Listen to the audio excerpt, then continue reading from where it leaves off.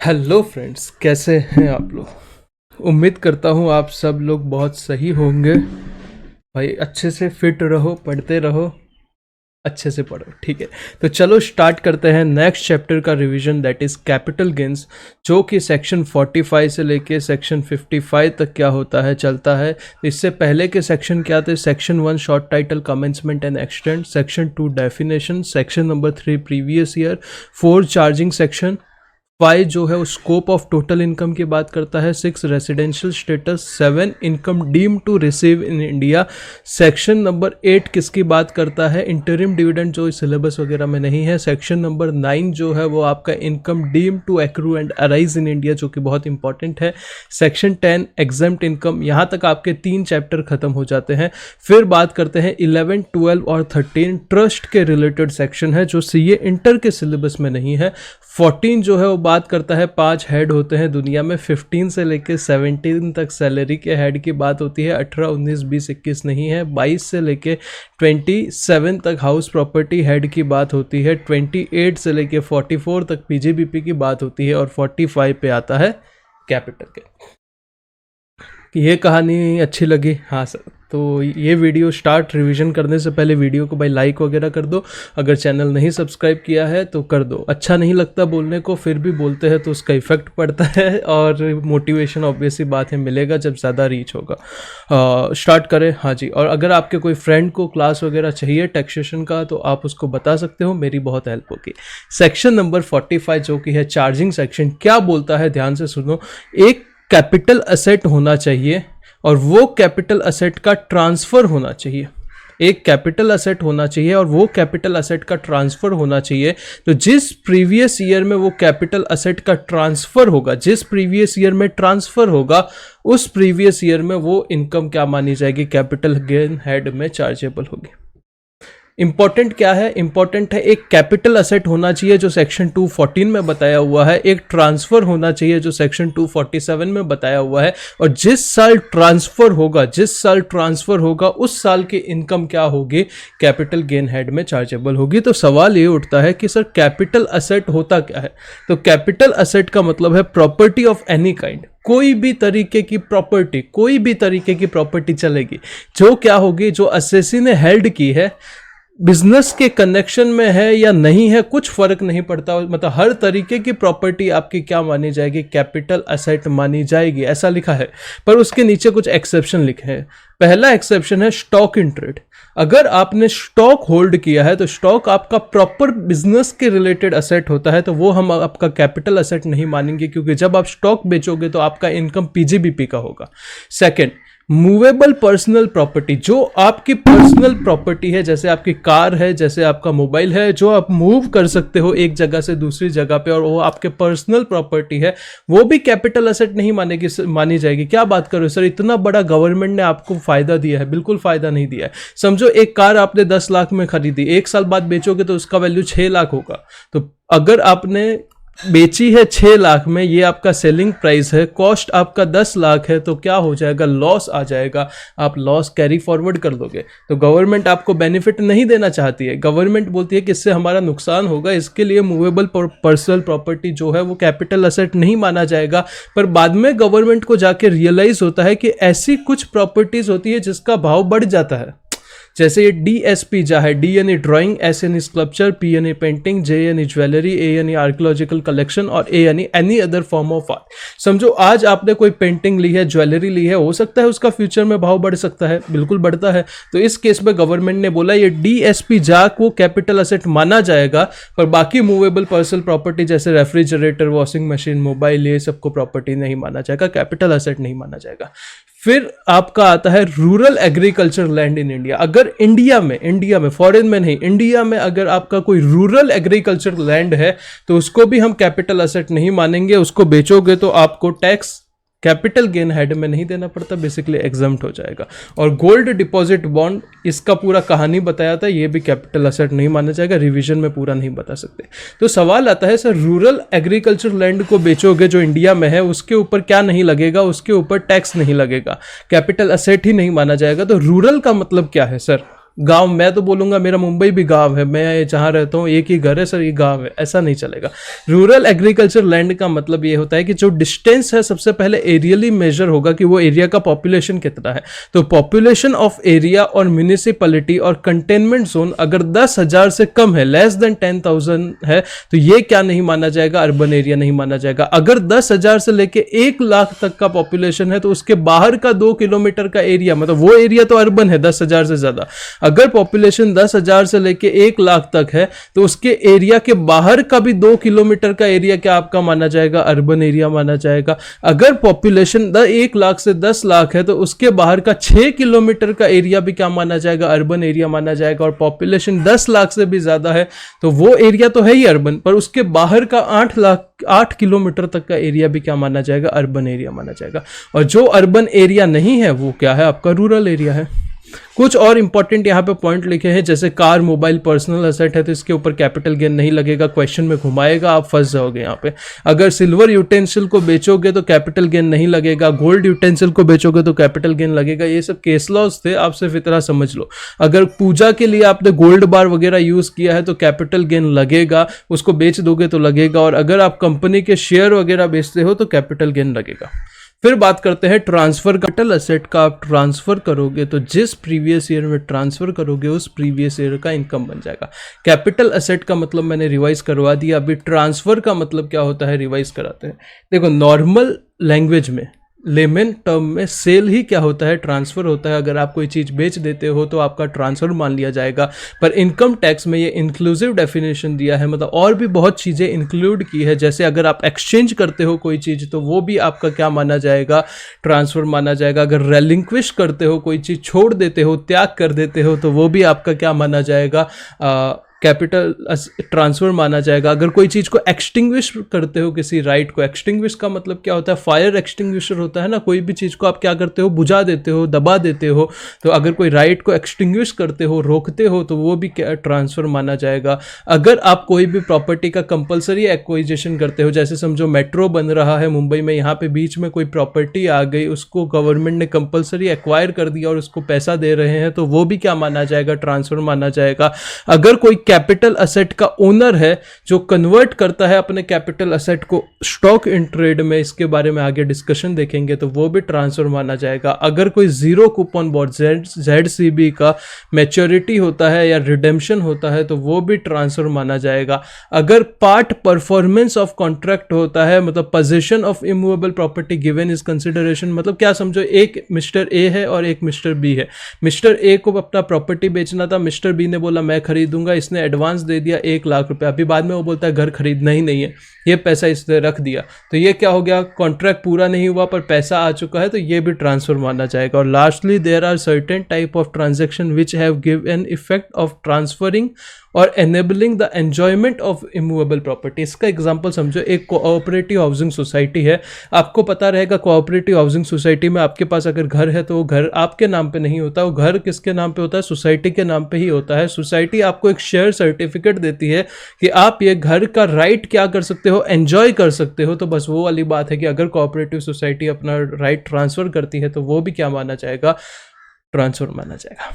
ठीक है, नीचे आ जाते हैं। कैपिटल गेन्स कितने टाइप के होते हैं सर? 2 टाइप के कैपिटल गेन्स होते हैं। सबसे पहले उसके लिए देखना पड़ेगा कितने टाइप के असेट होते हैं कैपिटल असेट। तो या तो शॉर्ट टर्म कैपिटल असेट होगा या लॉन्ग टर्म कैपिटल असेट होगा।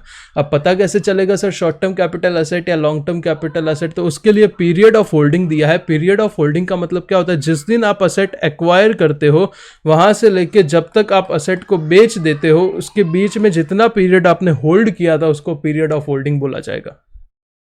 Is it okay?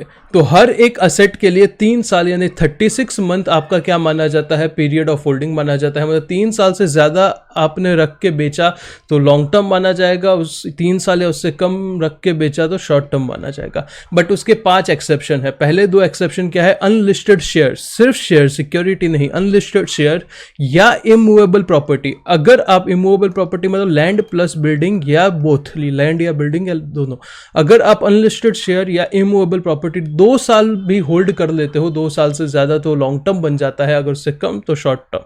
3 और एक्सेप्शन है, listed security other than unit, listed security other than unit, mutual fund का इक्विटी ओरिएंटेड यूनिट और जीरो कूपन बॉन्ड। लिस्टेड यहाँ पे share नहीं है, लिस्टेड सिक्योरिटी, हर तरीके की लिस्टेड सिक्योरिटी, बस यूनिट को छोड़ के म्यूचुअल फंड का इक्विटी ओरिएंटेड यूनिट और यूटीआई का यूनिट और जीरो कूपन बॉन्ड। ये अगर आपने 1 साल से ज्यादा भी होल्ड कर दिया तो लॉन्ग टर्म, उससे 1 साल या उससे कम किया तो शॉर्ट टर्म। जब मैं आपको कैपिटल एसेट का डेफिनेशन समझा रहा था ना, यहाँ पे एक और पॉइंट ऐड कर दिया है। पहला तो कोई भी तरीके का कैपिटल एसेट आपका क्या माना जाता है, कोई भी तरीके का एसेट जो एसएससी हेल्ड करता है एक्सेप्ट ईएचआर कैपिटल एसेट माना जाता है। दूसरा, अगर एफआईआई फॉरेन इंस्टीट्यूशनल इन्वेस्टर कोई भी तरीके का सिक्योरिटी हेल्ड करता है, भले ही एक स्टॉक इन ट्रेड की तरह करे या कैपिटल एसेट की तरह करे, क्लास में लॉजिक बताया था, वो हमेशा क्या माना जाएगा, वो हमेशा हमेशा हमेशा हमेशा कैपिटल एसेट ही माना जाएगा।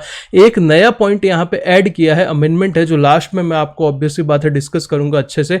ULIP, unit link insurance policy, ये भी आपका कैपिटल एसेट माना जाता है।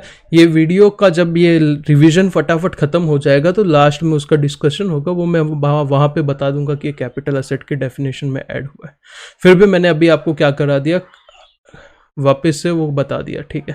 पीरियड ऑफ होल्डिंग का मतलब दिया हुआ है। अभी आते हैं सेक्शन नंबर 48 के ऊपर, competition of capital gains. Capital gains का कॉम्पिटिशन कैसे होगा, तो देखो सबसे पहले जो सेल वैल्यू है वो ले लो, उसको क्या बोला जाएगा, फुल वैल्यू ऑफ कंसिडरेशन बोला जाएगा, करेक्ट है। उसमें से ट्रांसफर एक्सपेंस लेस कर देंगे। ट्रांसफर एक्सपेंस में कभी भी एसटीटी और सीटीटी रिड्यूस नहीं होगा। एसटीटी सीटीटी कहाँ पे रिड्यूस होता है, पीजीबीपी के सेक्शन 36 में डिडक्शन मिलता है, पर यहाँ पे रिड्यूस नहीं होगा। तो जो भी फुल वैल्यू ऑफ कंसिडरेशन में से ट्रांसफर एक्सपेंस रिड्यूस हो गया, उसको क्या बोला जाएगा, नेट कंसिडरेशन बोला जाएगा। अब अगर समझो ट्रांसफर एक्सपेंस परसेंटेज फॉर्म में दिया है तो ये फुल वैल्यू ऑफ कंसिडरेशन का परसेंटेज ले लेना है। नेट कंसिडरेशन में से जब आप लेस करोगे कॉस्ट ऑफ एक्विजिशन, अगर लॉन्ग टर्म है तो रिड्यूस करोगे इंडेक्स कॉस्ट ऑफ एक्विजिशन, क्या होता है मैं बताता हूँ, और उसमें से मतलब कितने में खरीदा था, बेसिकली कॉस्ट क्या है वो रिड्यूस कर दो, और लॉन्ग टर्म है तो इंडेक्स कॉस्ट लेस कर दो, और कॉस्ट ऑफ इंप्रूवमेंट लेस करेंगे, या लॉन्ग टर्म है तो index cost of improvement less करेंगे, तो आपका क्या आ जाएगा, कैपिटल गेन का अमाउंट आ जाएगा। उसमें से कोई सेक्शन 54 के डिडक्शन वगैरह है तो वो भी रिड्यूस हो जाएंगे, तो लास्ट में कैपिटल गेन का फाइनल अमाउंट आ जाएगा। तो सर कॉस्ट ऑफ इंप्रूवमेंट क्या होता है ये बता दीजिए। कॉस्ट ऑफ इंप्रूवमेंट का मतलब होता है, समझो आपने घर खरीदा था तभी वो एक झोपड़ा था, उसको आपने बंगला बना दिया, तो ऑब्वियसली बात है वो झोपड़े से बंगले तक कन्वर्ट होने में कुछ तो पैसा लगा रहेगा। हाँ सर बिल्कुल लगा था, तो वो पैसा जो लगा था वो कॉस्ट ऑफ इंप्रूवमेंट का भी आपको डिडक्शन मिलेगा। और सेक्शन 54 के डिडक्शन का मतलब क्या है, कैपिटल गेन हेड में आपको इंटरनली हेड के अंदर कुछ डिडक्शंस मिलते हैं, वो भी आप क्या कर सकते हो, लेस कर देते हो। तो ये कुछ फॉर्मेट है, यहाँ पे मैंने बता दिया। अभी बात करते हैं सर कॉस्ट इन्फ्लेशन इंडेक्स है, इंडेक्स कॉस्ट ऑफ एक्विजिशन का मतलब क्या होता है, जरा ये भी हमें बता दीजिए। देखो आज जो प्रॉपर्टी का वैल्यू 50 लाख है, क्या 2001 में भी उसका वैल्यू 50 लाख होगा? नहीं, बिल्कुल सर। हमारे मम्मी पापा बोलते कि वो टाइम पे बहुत सस्ते में घर मिलते थे, अभी तो बहुत महंगे में मिलते हैं, करेक्ट है। तो वो टाइम पे उसका भाव कम होगा, ऑब्वियस सी बात है। तो अभी जब सेल कर रहे हो तो 50 लाख, कॉस्ट समझो वो टाइम पे 2 लाख होगा, तो क्या ये सही कॉस्ट का रिडक्शन मिल रहा है? बिल्कुल नहीं मिल रहा। इसको एडजस्ट करना पड़ेगा आज के इन्फ्लेशन के हिसाब से। हाँ सर बिल्कुल एडजस्ट करना पड़ेगा, तो बस वही है। सबसे पहले ये साल का इंडेक्स नंबर 317 है, तो 2 लाख रुपया कॉस्ट था, उसको ये साल के इंडेक्स नंबर से क्या कर दो, मल्टीप्लाई कर दो, डिवाइड कर दो। जिस साल का कॉस्ट था, मतलब जिस साल खरीदा था, उस इंडेक्स नंबर से डिवाइड कर दो 100। तो ये जो भी अमाउंट आ जाएगा वो क्या हो जाएगा, इंडेक्स कॉस्ट ऑफ एक्विजिशन हो जाएगा। Is it clear? Yes sir. Indexation जो है वो अलाउड होगा only long term capital asset, obvious सी बात है। Indexation will be allowed both on cost of acquisition and यहाँ पे लिख दो कॉस्ट ऑफ इंप्रूवमेंट, ठीक है। इफ असेट जो परचेज किया है वो 1/4/2001 से भी पहले किया है, तो सर वहां का इंडेक्स नंबर तो अवेलेबल ही नहीं है, तो वो केस में क्या किया जाएगा, कॉस्ट ले लो या फेयर मार्केट वैल्यू ले लो। फेयर मार्केट वैल्यू कौन से दिन का, ये दिन का 1/4/2001 का कॉस्ट या एफएमवी, दोनों में से जो ज्यादा अमाउंट है वो आपका कॉस्ट मान लिया जाएगा। पर इमूवेबल प्रॉपर्टी के केस में इमूवेबल प्रॉपर्टी के केस में कॉस्ट और एफएमवी देखा जाता है। हाँ, ये तो देखा ही जाएगा, पर एफएमवी जो है वो आपका एसडीवी से ज़्यादा नहीं हो सकता है एज ऑन 1/4/2001। एफएमवी का मतलब क्या होता है? फेयर मार्केट वैल्यू होता है, वो टाइम पे क्या भाव चल रहा है घर का। एसडीवी का मतलब क्या होता है? स्टैम्प ड्यूटी वैल्यू कितना है, गवर्नमेंट के रिकॉर्ड में वो इमूवेबल प्रॉपर्टी का वैल्यू कितना है। तो बाकी सब केस में तो कॉस्ट और एफएमवी विचएवर इज हायर, ये दिन का कॉस्ट मान लिया जाएगा, करेक्ट है। बट इमूवेबल प्रॉपर्टी के केस में कॉस्ट को रख लो स्टेप 1, स्टेप 2 में देखो एसडीवी और एफएमवी, करेक्ट है। इन दोनों को कंपेयर करो। फेयर मार्केट वैल्यू कभी भी आपका स्टैम्प ड्यूटी वैल्यू से ज़्यादा नहीं हो सकता, मतलब दोनों में से लोअर। स्टेप 2 हो गया। स्टेप 3 में स्टेप 1 और step 2 whichever is higher. Class में बहुत इन डिटेल किया था। कॉस्ट ऑफ इंप्रूवमेंट जो है वो 1/4/2001 से पहले का क्या होगा? इग्नोर होगा। मतलब 1/4/2001 से पहले सिर्फ कॉस्ट ऑफ एक्विजिशन किया है वही अलाउड होगा, कॉस्ट ऑफ इंप्रूवमेंट अलाउड नहीं होगा। उसका लॉजिक क्या है? क्योंकि वो फेयर मार्केट वैल्यू में, भाई ऑब्वियस ही बात है, बंगला बना दिया तो बंगले का फेयर मार्केट वैल्यू में वो इंप्रूवमेंट का कॉस्ट भी इंक्लूड हो ही जाएगा। हाँ जी सर। नेक्स्ट आते हैं सेक्शन नंबर 47 के ऊपर। जो सेक्शन नंबर 47 है वो क्या बोलता है कि कुछ चीज़ें आपकी ट्रांसफ़र मानी ही नहीं जाएगी। कैपिटल गेन कब लगता है? जब आपका कैपिटल असेट हो और उसका ट्रांसफ़र हो। तो यहाँ पे दिख रहा है साफ साफ ट्रांसफ़र हो रहा है, फिर भी गवर्नमेंट क्या बोलती है कि हम नहीं मानते कि ट्रांसफ़र हो रहा है, मतलब हम आपके ऊपर ये सब केसेस में टैक्स लगाना ही नहीं चाहते। करेक्ट है। सबसे पहले अगर आपका एचयूएफ है, हिंदू अनडिवाइडेड फैमिली है, उसका टोटल या पार्शियल क्या हो जाता है? पार्टीशन हो जाता है, और पार्टीशन के टाइम असेट ट्रांसफर होते हैं तो वो क्या नहीं माना जाएगा? ट्रांसफर नहीं माना जाएगा। दूसरा, गिफ्ट, विल और irrevocable trust. Irrevocable trust clubbing में अच्छे से समझाया है क्या है। गिफ्ट, अगर गिफ्ट दे रहे हो, विल दे रहे हो, क्योंकि यहाँ पे 56(2)(10) में लग जाता है टैक्स। विल मतलब कोई जाता है तो उसके बाद जो प्रॉपर्टी ट्रांसफर होती है। और इररिवोकेबल ट्रस्ट एक्सेप्ट ईसॉप, ये भी क्या ट्रांसफर नहीं माना जाएगा, मतलब कैपिटल गेन नहीं लगेगा। तीसरा पॉइंट, अगर अमालगमेशन के टाइम कैपिटल असेट का ट्रांसफर होता है, प्रोवाइडेड कुछ कंडीशन है जो मैं नीचे आपको अमालगमेशन का अलग कंसेप्ट ही पूरा समझा दूंगा तो उसमें देखेंगे। चौथा, अगर होल्डिंग कंपनी अपनी सब्सिडरी कंपनी को असेट ट्रांसफ़र करती है या सब्सिडरी कंपनी अपनी होल्डिंग कंपनी को असेट ट्रांसफ़र करती है तो ट्रांसफ़र नहीं माना जाएगा, मतलब कैपिटल गेन नहीं लगेगा। पर कुछ कंडीशन है। पहली कंडीशन है ये होल्डिंग सब्सिडरी का रिलेशन 100% होना चाहिए, मतलब ये कंपनी दूसरी कंपनी के पूरे 100% शेयर कंट्रोल करनी चाहिए। दूसरा, ट्रांसफरी कंपनी मतलब जिसको असेट मिल रहा है वो इंडियन कंपनी होनी चाहिए। बट अगर 8 साल के अंदर आप ये 2 हरकत कर लेते हो तो जो पहले आपको एग्जम्पशन मिला था वो विड्रॉ हो जाएगा। पहली हरकत है कि ये होल्डिंग कंपनी ने कुछ परसेंट के शेयर बेच दिए। दूसरी हरकत है आपको जो कैपिटल असेट मिला था उसको आपने कन्वर्ट कर दिया किसमें? स्टॉक में, तो फिर आपको जो पहले एग्जम्पशन मिला था वो विड्रॉ हो जाएगा। सर कॉस्ट क्या मानी जाएगी? तो कॉस्ट जो प्रीवियस ओनर की कॉस्ट है प्लस कॉस्ट ऑफ इंप्रूवमेंट वगैरह कराई है तो वो कॉस्ट मान ली जाएगी। पीरियड ऑफ होल्डिंग कहाँ से लिया जाएगा? प्रीवियस ओनर से लिया जाएगा। इंडेक्सेशन भी प्रीवियस ओनर से लिया जाएगा। ये केस लॉ है, मंजुला जी शाह का मॉड्यूल में लिखा है। और बेनिफिट जो है वो 1/4/2001 का अवेलेबल होगा। कॉस्ट और फेयर मार्केट वैल्यू वाला होता है ना। फिर समझो एक नॉन रेजिडेंट दूसरे नॉन रेजिडेंट को, मतलब यहाँ पे है जॉन सीना, यहाँ पे है बराक ओबामा। एक जॉन सीना दूसरे बराक ओबामा को, मतलब ये भी नॉन रेजिडेंट है, ये भी नॉन रेजिडेंट है। आउटसाइड इंडिया, इंडिया के बाहर क्या ट्रांसफर करता है? बीजीआर ट्रांसफर करता है, मतलब बॉन्ड ट्रांसफर करता है, या गवर्नमेंट सिक्योरिटी ट्रांसफर करता है, या यहाँ पे रुपी लिख दो, आर यानी रुपी डिनोमिनेटेड बॉन्ड ट्रांसफर करता है to another non resident outside India, तो कैपिटल गेन नहीं लगेगा क्योंकि ट्रांसफर ही नहीं माना जाएगा। अगर सोवरेन गोल्ड बॉन्ड का कोई इंडिविजुअल रिडेम्पशन करता है तो जो पैसा मिलेगा वो ट्रांसफर नहीं माना जाएगा, पर मैच्योरिटी के टाइम रिडेम्पशन होना चाहिए, ऐसा नहीं कि पहले आपने बेच दिया। अगर आप क्या करते हो, कोई भी आर्टिस्टिक असेट जैसे कि drawing, painting, art, any other form of art, ये सब क्या करते हो? ट्रांसफ़र करते हो। किसको ट्रांसफ़र करते हो? ऐसी जगह को ट्रांसफ़र करते हो जिसको सेंट्रल गवर्नमेंट ने नोटिफाई किया है, जैसे national museum, national art gallery, national archive और एनी अदर, मतलब आर्टिस्ट लोगों को फ़ायदा दिया है, ट्रांसफ़र ही नहीं माना जाएगा। अगर आप डिबेंचर को, प्रेफरेंस शेयर को, बॉन्ड को, डिपॉजिट सर्टिफिकेट को कन्वर्ट करते हो, किस में कन्वर्ट करते हो? शेयर या डिबेंचर ऑफ कंपनी में कन्वर्ट करते हो तो ट्रांसफ़र ही नहीं माना जाएगा, पर कॉस्ट ऑफ एक्विजिशन और period of holding old instrument से लिया जाएगा, मतलब जो पहला वाला ये था ना, यहाँ का कॉस्ट और यहाँ का पीरियड ऑफ होल्डिंग लिया जाएगा। रिवर्स मॉर्गेज में कोई तरीके का ट्रांसफर नहीं माना जाएगा। रिवर्स मॉर्गेज क्या होता है, पहले नॉर्मल मॉर्गेज समझ लो, आपके पास एक घर था, आपने उसको मॉर्गेज करके लोन करा दिया, करेक्ट है, उसके ऊपर आप इंटरेस्ट भरते रहते हो, इसको मॉर्गेज बोला जाता है। रिवर्स मॉर्गेज का मतलब बेसिकली सीनियर सिटीजन लोगों के लिए होता है, उनके पास प्रॉपर्टी पड़ी है पर उनको कोई ध्यान रखने वाला नहीं है, उनके पास पैसा नहीं है, तो वो क्या कर सकते हैं, बैंक के पास जाके रिवर्स मॉर्गेज का एग्रीमेंट करा सकते हैं, जिसमें प्रॉपर्टी के ऊपर उनको हर महीना पहले इंटरेस्ट मिलता रहेगा, करेक्ट है, और जब वो चले जाएंगे दुनिया से तो प्रॉपर्टी क्या ले लेगी, बैंक ले लेगी। तो इसके ऊपर जो इनकम मिलता है वो भी एग्जम्प्ट होता है और जो पैसा मिलता है वो भी ट्रांसफर नहीं माना जाएगा मतलब जो बैंक प्रॉपर्टी ट्रांसफर करेगा। अगर कोई स्कीम ऑफ म्यूचुअल फंड या plan of mutual fund consolidate हो जाते हैं तो कैपिटल गेन नहीं लगेगा, प्रोवाइडेड इक्विटी के साथ मर्ज होना चाहिए, डेट के साथ मर्ज होना चाहिए। और लास्ट में एक डीमर्जर का पॉइंट है, तो डीमर्जर के रिलेटेड मैं पूरा अच्छे से ही सिखाने वाला हूँ।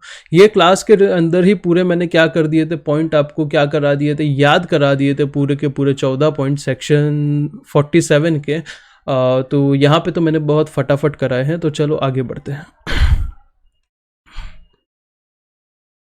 रूल क्या देखा था, जिस ईयर में ट्रांसफर टुक प्लेस होता है उसी साल की इनकम मानी जाएगी, पर उसके कुछ एक्सेप्शन है।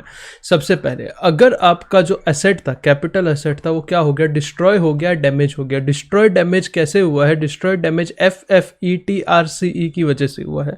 FFETRCE क्या होता है, F यानी फायर, F यानी फ्लड, E यानी अर्थक्वेक, T यानी सुनामी, R यानी राइट, C यानी सिविल डिस्टर्बेंस, E यानी एनिमी अटैक। जो FFET है ये क्या है, नेचुरल कॉज है, और RCE क्या है, मैनमेड कॉज है। अगर इनकी वजह से आपका कैपिटल एसेट डिस्ट्रॉय हो जाता है और बाद में आपको इंश्योरेंस क्लेम मिलता है, तो जो आपको इंश्योरेंस क्लेम मिलेगा उसके ऊपर आपको कैपिटल गेन हेड में टैक्स भरना पड़ेगा। सिंपल है। आपका एसेट ट्रांसफर कब हुआ, जिस साल डिस्ट्रॉय हो गया, पर टैक्स उस साल तो नहीं भरेंगे ना, क्योंकि भाई पैसा ही नहीं है तो कहाँ से भरेंगे। तो टैक्स कब भरेंगे, जब आपको इंश्योरेंस क्लेम मिल जाएगा उस टाइम पे। नॉर्मली ट्रांसफर होगा जब एसेट डिस्ट्रॉय होगा, पर इंश्योरेंस क्लेम जब मिलेगा तब टैक्स लगेगा। क्यों एसेट डिस्ट्रॉय होना चाहिए वो डिटेल दे दिया है। कॉम्प्यूटेशन कैसे होगा, फुल वैल्यू ऑफ कंसिडरेशन, जो इंश्योरेंस का पैसा मिला वो ले लो, उसमें से लेस कर दो कॉस्ट ऑफ एक्विजिशन, लेस कर दो cost of improvement. Long term है तो इंडेक्सेशन के हिसाब से कर दो। फिर बात करते हैं नेक्स्ट सेक्शन 45(2). 45(2) क्या बोलता है, पहले आप एक समझो नॉर्मल पर्सन थे, आपके पास 10 फ्लैट थे, अब आप क्या बन गए, बिल्डर बन गए। अब आपका क्या बिजनेस है, फ्लैट बेचने का। तो ये जो 10 फ्लैट थे इसको आपने कन्वर्ट कर दिया, ये जो पहले आपका कैपिटल एसेट था इसको कन्वर्ट कर दिया आपने स्टॉक इन ट्रेड में। तो कैपिटल एसेट का क्या हो गया, ट्रांसफर हो गया। ट्रांसफर होगा तो क्या होगा, कैपिटल गेन लगेगा, पर अभी तो पैसा है ही नहीं भाई, अभी तो सिर्फ कन्वर्ट किया है। तो ट्रांसफर कब होगा, जब capital asset stock in trade में कन्वर्ट होगा। बट टैक्स कब लगेगा, जब ये स्टॉक इन ट्रेड क्या होगा, सेल होगा। जब स्टॉक इन ट्रेड बिकेगा तो दो इनकम होगी, एक होगी पीजीबीपी, दूसरा होगा कैपिटल गेन। पीजीबीपी जितना सेलिंग प्राइस है उसमें से क्या लेस करना पड़ेगा, ये ट्रांसफर के दिन का जो फेयर मार्केट वैल्यू है ये क्या कर देना पड़ेगा, लेस कर देना पड़ेगा। और कोई और कॉस्ट है तो लेस कर देना पड़ेगा। कैपिटल गेन कब लगेगा, उसी दिन लगेगा जिस दिन स्टॉक इन ट्रेड बिका है। हाँ जी सर, तो फुल वैल्यू ऑफ कंसिडरेशन क्या लेंगे, फेयर मार्केट वैल्यू ले लेंगे, इसीलिए यहाँ पे रिड्यूस हुआ है। ये फेयर मार्केट वैल्यू ट्रांसफर के दिन का आपका फुल वैल्यू ऑफ कंसिडरेशन हो जाएगा, माइनस ट्रांसफर एक्सपेंस वगैरह जो भी है वो एज इट इज क्या कर दीजिए, रिड्यूस कर दीजिए। हाँ, नोट लिखा है, अगर पार्ट स्टॉक सोल्ड होता है तो पार्ट कैपिटल गेन लगेगा। मॉड्यूल में बहुत अच्छा क्वेश्चन इसके ऊपर दिया हुआ है, वो फ्लैट के रिलेटेड ही मैंने बहुत अच्छे से कराया था। और सेक्शन 54 EC करके एक आगे आएगा, उसमें 6 महीना कैलकुलेट होगा, जिस दिन से स्टॉक बिका है उस दिन से। कन्वर्जन होता है अगर उल्टा, स्टॉक इन ट्रेड से कैपिटल एसेट में कन्वर्जन होता है, ऐसा हो सकता है क्या? हाँ सी सर, बिल्कुल हो सकता है। पहले आपके पास क्या था, आप बिल्डर थे, आपके पास 10 फ्लैट स्टॉक में पड़े हैं, अभी आपने वो बिल्डर का धंधा छोड़ दिया, ये 10 एसेट को आपने कैपिटल एसेट बना दिया, तो पीजीबीपी इनकम होगा। हाँ जी, सेल प्राइस क्या होगा, फेयर मार्केट वैल्यू जिस दिन आप ट्रांसफर कर रहे हो वो, उसमें से कॉस्ट रिड्यूस कर दो, fair market value on the date of transfer. ये कब की बात है, जब बाद में ये एसेट बिकेगा, तो इसका कॉस्ट क्या लिया जाएगा, तो कॉस्ट लिया जाएगा जो पहले पीजीबीपी में टैक्सेबल हुआ था बेसिकली। 45(3) और 45(4) क्या बोलता है, अगर आपने बिजनेस स्टार्ट किया पार्टनरशिप फर्म या फिर आप AOP BOI, तो अगर आप ट्रांसफर करते हो एसेट अपने पास से पार्टनरशिप फर्म में या एओपी बीओआई में, तो क्या वैल्यू रिकॉर्ड होगा? Books of full value of consideration क्या माना जाएगा? जो बुक्स ऑफ अकाउंट्स में वैल्यू रिकॉर्ड है वही फुल वैल्यू ऑफ कंसिडरेशन माना जाएगा। बाद में जब बिजनेस आपको रिटर्न देगा, मतलब जब आपका पार्टनरशिप फर्म या एओपी बीओआई से आपको कैपिटल एसेट मिलेगा, तो वो टाइम पे फुल वैल्यू ऑफ कंसिडरेशन क्या माना जाएगा? फेयर मार्केट वैल्यू माना जाएगा। यहाँ पे सिर्फ फुल वैल्यू ऑफ कंसिडरेशन निकालने के लिए ही ये पॉइंट बताया हुआ है। और इसके साथ याद करने का तरीका क्या है? पहले आप बिजनेस में एसेट डाल रहे हो तो 45.3, बाद में बिजनेस आपको दे रहा है तो 45.4, ऐसे याद कर सकते हो। और बिजनेस का कोई मूव वो थोड़ी होता, जो उसके बुक्स ऑफ अकाउंट्स में रिकॉर्डेड है वही फुल वैल्यू ऑफ कंसिडरेशन होगा। तो जो बुक्स ऑफ अकाउंट्स में रिकॉर्ड है वही फुल वैल्यू ऑफ कंसिडरेशन होगा। पर आपके केस में जो फेयर मार्केट वैल्यू है वो आपका क्या होगा? फुल वैल्यू ऑफ कंसिडरेशन होगा। 45.5 की बात करें तो इसको स्टार मार्क लगा दो, इंपॉर्टेंट है। समझो वो मेट्रो वाला एग्जांपल है कि समझो यहाँ से मेट्रो जा रहा था, बीच में आपकी प्रॉपर्टी थी, तो गवर्नमेंट ने इसको कंपलसरी एक्वायर कर दिया। कंपलसरी एक्वायर किया तो पैसा देगा? हाँ बिल्कुल पैसा देगा। ट्रांसफर कब हुआ? जब गवर्नमेंट ने ये ले लिया प्रॉपर्टी। पर आपको टैक्स कब लगेगा? जब गवर्नमेंट पैसा देगा। तो पैसा दो तरीके से मिल सकता है, इनिशियल कंपनसेशन से मिल सकता है, एनहांस कंपनसेशन से मिल सकता है। इनिशियल कंपनसेशन मतलब जो गवर्नमेंट ने बोला है हम आपको जितना पैसा देंगे, आपको नहीं जचा, आपने बोला कि ये तो गलत है, हमें ज़्यादा मिलना चाहिए, तो उसके बाद जो केस वेस करने के बाद अगर कुछ एनहांस कंपनसेशन मिला तो उसकी बात हो रही है। इनिशियल कंपनसेशन मतलब जो एक्चुअल अमाउंट आपको मिलता है वो ले लो, उसमें से कॉस्ट ऑफ एक्विजिशन या कॉस्ट ऑफ इंप्रूवमेंट रिड्यूस कर दो, तो लॉन्ग टर्म या शॉर्ट टर्म कैपिटल गेन आ जाएगा।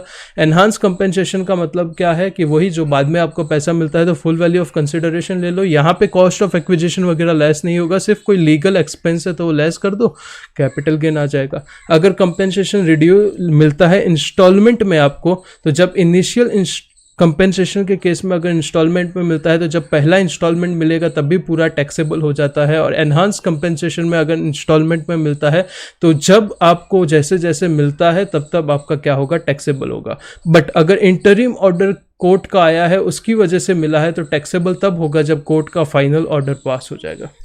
ये अदर सोर्सेज का बहुत अच्छा सा टॉपिक है जिसके ऊपर मॉड्यूल में 3 से 4 क्वेश्चन दिए हैं कि अगर आपको लेट कंपेंसेशन के ऊपर इंटरेस्ट मिलता है तो वो 50% क्या हो जाता है? रिड्यूस हो जाता है, एग्जम्प्ट हो जाता है। फिर बात करते हैं section 45(5) joint development agreement. Joint development agreement का मतलब क्या होता है? ध्यान से समझिए। आपका ये चौल था, मुंबई में चौल होता है ना, मतलब वो झुग्गी झोपड़ी दिल्ली में जिसको बोलते हैं, ये मुंबई में आपका क्या है? चौल है। यहाँ पे एक बिल्डर आया, बोला ये चौल वॉल तोड़ो, यहाँ पे मैं एक बिल्डिंग बनाऊंगा। ये आपका चौल था, आपने इसको क्या किया? ट्रांसफर कर दिया। ट्रांसफर कब हो गया? जब चौल बिल्डर को दे दिया, करेक्ट है। पर अभी तो पैसा नहीं है, टैक्स कैसे लेंगे? तो जब बिल्डर आपको फ्लैट वगैरह देगा तब क्या होगा? उसके ऊपर टैक्स लगेगा। इसके ऊपर एक टीडीएस का सेक्शन भी है 194 IC, जो कि हम टीडीएस चैप्टर में रिवाइज करेंगे। Only for individual and HUF के लिए सेक्शन है। ट्रांसफर कब टुक प्लेस होगा? जब हाउस प्रॉपर्टी ट्रांसफर हो जाएगा। बट कैपिटल गेन कब लगेगा? जब CC इश्यू होगा, कंप्लीशन सर्टिफिकेट इश्यू होगा। Capital gain will be computed when CC issued by authority. Full value of consideration क्या माना जाएगा? जो भी प्रॉपर्टी का स्टैम्प ड्यूटी वैल्यू है जब CC इश्यू हुआ है वो, प्लस अगर कुछ कैश दिया है तो फुल वैल्यू ऑफ कंसिडरेशन। अगर बाद में वो प्रॉपर्टी को बेचेंगे तो जो पहले यहाँ पे फुल वैल्यू ऑफ कंसिडरेशन माना गया था वही आपका कॉस्ट मान लिया जाएगा। Is it okay? फिर यहाँ पे एक ये रीडिंग वाला सेक्शन है, ये कर लेना। डीमैट अकाउंट में सिक्योरिटी ट्रांसफ़र होता है, उसके ऊपर यहाँ पे लिक्विडेशन वगैरह करते हैं। उससे पहले जो मैंने यूलिप का बताया था ना, यूलिप का टैक्सेशन के लिए भी सेक्शन 45 में एक सेक्शन डाला है जो कि हम लास्ट में अमेंडमेंट में करेंगे। अभी कैपिटल गेन जो है उसके साथ साथ बहुत सारे कुछ और छोटे छोटे चैप्टर ये लोगों ने डाले हैं, जैसे लिक्विडेशन का चैप्टर डाला है, बायबैक का चैप्टर डाला है, अमालगमेशन का चैप्टर डाला है, डीमर्जर का चैप्टर डाला है। ये बेसिकली चैप्टर नहीं है, अलग अलग जगह पे अलग अलग पॉइंट दिए हुए हैं, तो मैंने सब कुछ मिला के एक जगह पे कर दिया है। ठीक है, तो स्टार्ट करके केस में आ जाते हैं। देखो सबसे पहले ये समझो कि लिक्विडेशन का मतलब क्या होता है। एक कंपनी था जो लिक्विडेट हो गया, मतलब बंद हो गया। कंपनी बंद हो गया तो कंपनी के एसेट वगैरह ट्रांसफर होंगे, हाँ होंगे। कैपिटल एसेट लगेगा कि नहीं लगेगा वो बात है। दूसरा, कंपनी बंद हुआ है तो उसके शेयर होल्डर के जो शेयर्स पड़े थे ये कंपनी में, वो शेयर का भी तो कुछ हो जाएगा, मतलब खत्म हो जाएंगे ना। हाँ, तो वो शेयर भी ट्रांसफर हुए हैं, हाँ हुए हैं, तो क्या उसका कैपिटल गेन वगैरह लगेगा, उसकी बात हो रही। तो सबसे पहले कंपनी की बात करें तो कंपनी के जो एसेट वगैरह अभी बिकेंगे उसके ऊपर भाई कैपिटल गेन नहीं लगेगा। अब जब कंपनी ही बंद हो रही है तो कहाँ तुम टैक्स लेने आ रहे हो। पर जो एसेट वगैरह ट्रांसफर होंगे शेयर होल्डर को एट टाइम ऑफ लिक्विडेशन, वो डीम्ड डिविडेंड माना जाएगा अंडर सेक्शन 222C। में क्या माना जाएगा, डीम डिविडेंड माना जाएगा। कितने तक माना जाएगा, जितने कंपनी के एक्यूमुलेटेड प्रॉफिट है उतने तक क्या माना जाएगा, डीम डिविडेंड माना जाएगा। ठीक है जी, ठीक है। फिर बात करें शेयर होल्डर के हाथ में क्या होगा, तो शेयर होल्डर के शेयर बिके हैं, तो शेयर बिके हैं तो टैक्स लगेगा, हाँ लगेगा। कितना पैसा आया उसके ऊपर कैपिटल गेन लगेगा। तो बात करते हैं कैसे लगेगा, तो सबसे पहले ले लेंगे फुल वैल्यू ऑफ कंसिडरेशन, जितना पैसा मिला है प्लस जितना असेट कंपनी का उसको बेच के जो बिका है उसका फेयर मार्केट वैल्यू जो भी है वो ले लो सबसे पहले, करेक्ट है। उसमें से जितना कॉस्ट ऑफ एक्विजिशन है वो शेयर का वो रिड्यूस कर दो, उसमें से एक अमाउंट और रिड्यूस होगा, ये इंपॉर्टेंट है। क्या रिड्यूस होगा, क्लास में मैंने अच्छे से बताया था। ये जो इस अमाउंट जो 222C में डीम डिविडेंड हुआ था, पूरा जितना भी उसका एक्यूमुलेटेड प्रॉफिट था, उसमें जितना ये शेयर होल्डर का शेयर था, समझो 20% था और एक्यूमुलेटेड प्रॉफिट 10 लाख था, तो 2 लाख रुपया भी क्या हो जाएगा, यहाँ पे रिड्यूस हो जाएगा। और जो बचा वो या तो लॉन्ग टर्म कैपिटल गेन या शॉर्ट टर्म कैपिटल गेन। तो ये लिक्विडेशन के टैक्सेशन की बात हो गई। अब बात करते हैं बायबैक के टैक्सेशन की। बायबैक का मतलब क्या था, आपने पहले शेयर इश्यू किए थे, यस सर, शेयर इशू किए थे तो हमने क्या लिए थे, पैसे लिए थे। अब हम क्या कर रहे हैं, वो जो शेयर बाहर पड़े हैं मार्केट में उसको वापस बायबैक कर रहे हैं। बायबैक कर रहे हैं तो पैसे देने पड़ेंगे, हाँ जी बिल्कुल देने पड़ेंगे, तो उसकी बात हो रही है। तो देखो शेयर होल्डर के हाथ में तो क्या हो जाएगा, एग्जम्प्ट हो जाएगा, जो भी शेयर होल्डर को पैसे मिलेंगे उसके ऊपर टैक्स नहीं लगेगा। कंपनी के हाथ में क्या होगा, सेक्शन 115QA में टैक्स भरना पड़ेगा, जो पैसा दे रहे हैं उसके ऊपर टैक्स भरना पड़ेगा। रेट क्या होगा, 20% टैक्स का, कंपलसरी सरचार्ज 12% और हेल्थ एंड एजुकेशन सेस 4%, तो 23.296% का क्या देना पड़ेगा, टैक्स देना पड़ेगा ऑन डिस्ट्रीब्यूटेड इनकम। तो सवाल उठता है डिस्ट्रीब्यूटेड इनकम का मतलब क्या होगा, तो जितना आपने बायबैक प्राइस किया है, मतलब कितने में बायबैक किया है, समझो 100 रुपये में बायबैक किया है, इश्यू शेयर कितने में किया था, समझो 50 में किया था, तो 50 रुपया multiply by number of share, समझो 1000 शेयर है तो 50,000 के ऊपर आपको क्या करना पड़ेगा, 23.296% के हिसाब से टैक्स भर देना पड़ेगा। यहाँ पे एक इंपॉर्टेंट नोट लिखा है, ध्यान से सुनो। इन केस ऑफ लिस्टेड कंपनी, अगर कंपनी क्या है, लिस्टेड है, सिर्फ लिस्टेड है और बायबैक अनाउंस हुआ है ये डेट से पहले, जो एग्जाम में आने के चांस बहुत कम है, ये डेट से पहले बायबैक क्या हुआ है, अनाउंस हुआ है, तो टैक्स ट्रीटमेंट क्या होगा, कंपनी के हाथ में कुछ टैक्स नहीं लगेगा, पर लिस्टेड कंपनी होनी चाहिए और शेयर होल्डर के हाथ में कैपिटल गेन लगेगा, पर प्रोवाइडेड बायबैक इस डेट के पहले अनाउंस हुआ रहना चाहिए, चांस कम है पूछने के। अब अमालगमेशन के टैक्सेशन की बात करें, देखो यहाँ पे कहीं टैक्स नहीं लगेगा। अमालगमेशन का एक सेपरेट टॉपिक नहीं दिया है आपके बुक में, पर बहुत अलग अलग जगह पे अमालगमेशन का जिक्र हुआ है। कॉस्ट ऑफ एक्विजिशन वाले में ट्रांसफ़र नहीं होगा, उसमें अलग अलग जगह पे आपके अमालगमेशन का जिक्र है, तो एक जगह पे ही क्या कर दिया है, पूरे अमालगमेशन को यहाँ पे डाल दिया है। सबसे पहले डेफिनेशन, अमालगमेशन का क्या मतलब है, एक या एक से ज़्यादा कंपनी एक साथ क्या हो रही है, मर्ज हो रही है, समझो A+B AB बन रही है, या फिर मर्जर हो रहा है दो या उससे ज़्यादा कंपनी का और वो फॉर्म करके नई कंपनी बना रहे हैं, ऐसे मैनर में बना रहे हैं। ये ऊपर वाला इंपॉर्टेंट नहीं है, ये इंपॉर्टेंट है। इनकम टैक्स में अमालगमेशन कब माना जाएगा, जब सब असेट या लाइबिलिटी ट्रांसफर हो चुके हैं और 75% ऑफ शेयर होल्डर जो नई कंपनी में है वो सेम है जो पुरानी में थे। इज इट क्लियर, सॉरी, तो मैंने क्या बोला, जितने भी असेट या लाइबिलिटी है वो क्या हो चुके हैं, ट्रांसफर हो चुके हैं और मिनिमम 75% की वैल्यू के शेयर क्या हो है, रिमेनिंग सेम है, तो उसको अमालगमेशन माना जाएगा। अमालगमेशन के केस में टैक्स कैसे लगेगा, तो 3 लोगों के हाथ में लगेगा। पहला शेयर होल्डर के हाथ में लगेगा, दूसरा अमालगमेटिंग मतलब ओल्ड कंपनी के हाथ में लगेगा, तीसरा अमालगमेटेड मतलब न्यू कंपनी के हाथ में लगेगा।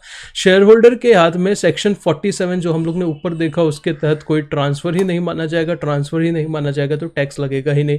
तो सर जो नए शेयर मिलेंगे, AB न्यू कंपनी के जो शेयर मिलेंगे, उसके केस में उसका कॉस्ट ऑफ एक्विजिशन क्या माना जाएगा, तो कॉस्ट ऑफ एक्विजिशन जो पुरानी कंपनी में था, अमालगमेटिंग कंपनी में था, वही कॉस्ट ऑफ एक्विजिशन माना जाएगा और पीरियड ऑफ होल्डिंग दोनों कंपनी का टोटल करके चेक करना पड़ेगा। ओल्ड कंपनी के असेट वगैरह ट्रांसफर होंगे नई कंपनी में, क्या टैक्स लगेगा, नहीं लगेगा, no transfer no capital gain, provided वो नई कंपनी इंडियन कंपनी होनी चाहिए, वो हम लोग ने सेक्शन 47 में देखा था। और अमालगमेटेड कंपनी के हाथ में टैक्स तो लगने का सवाल नहीं है, अभी कुछ बिका थोड़ी है, वो तो आए हैं असेट, तो उसके केस में जब वो असेट बिकेंगे तो कॉस्ट क्या माना जाएगा, तो कॉस्ट जो पुरानी कंपनी का कॉस्ट था वही माना जाएगा और पीरियड ऑफ होल्डिंग दोनों लिया जाएगा। नीचे set of and carry forward के रिलेटेड एक इंपॉर्टेंट बात बोली है कि जो अनएब्जॉर्ब डेप्रिसिएशन और लॉस, अनएब्जॉर्ब लॉस जो पुरानी कंपनी का नई कंपनी को मिलेगा, वो फ्रेश 8 ईयर्स के लिए set of and carry forward करने का आपको क्या मिलेगा, मौका मिलेगा। फिर बात करते हैं डीमर्जर। डीमर्जर भी कहीं पे अलग टॉपिक नहीं है, पर अलग अलग जगह पे डीमर्जर के पॉइंट लिखे हुए हैं, तो डीमर्जर को समझ लेते हैं। डीमर्जर के लिए कंडीशंस क्या है? सबसे पहली कंडीशन ये है कि जितने भी असेट और लाइबिलिटी है वो ट्रांसफर हो जाने चाहिए। डीमर्जर का मतलब क्या होता है? ये अमूल लिमिटेड है, पूरा अमूल लिमिटेड।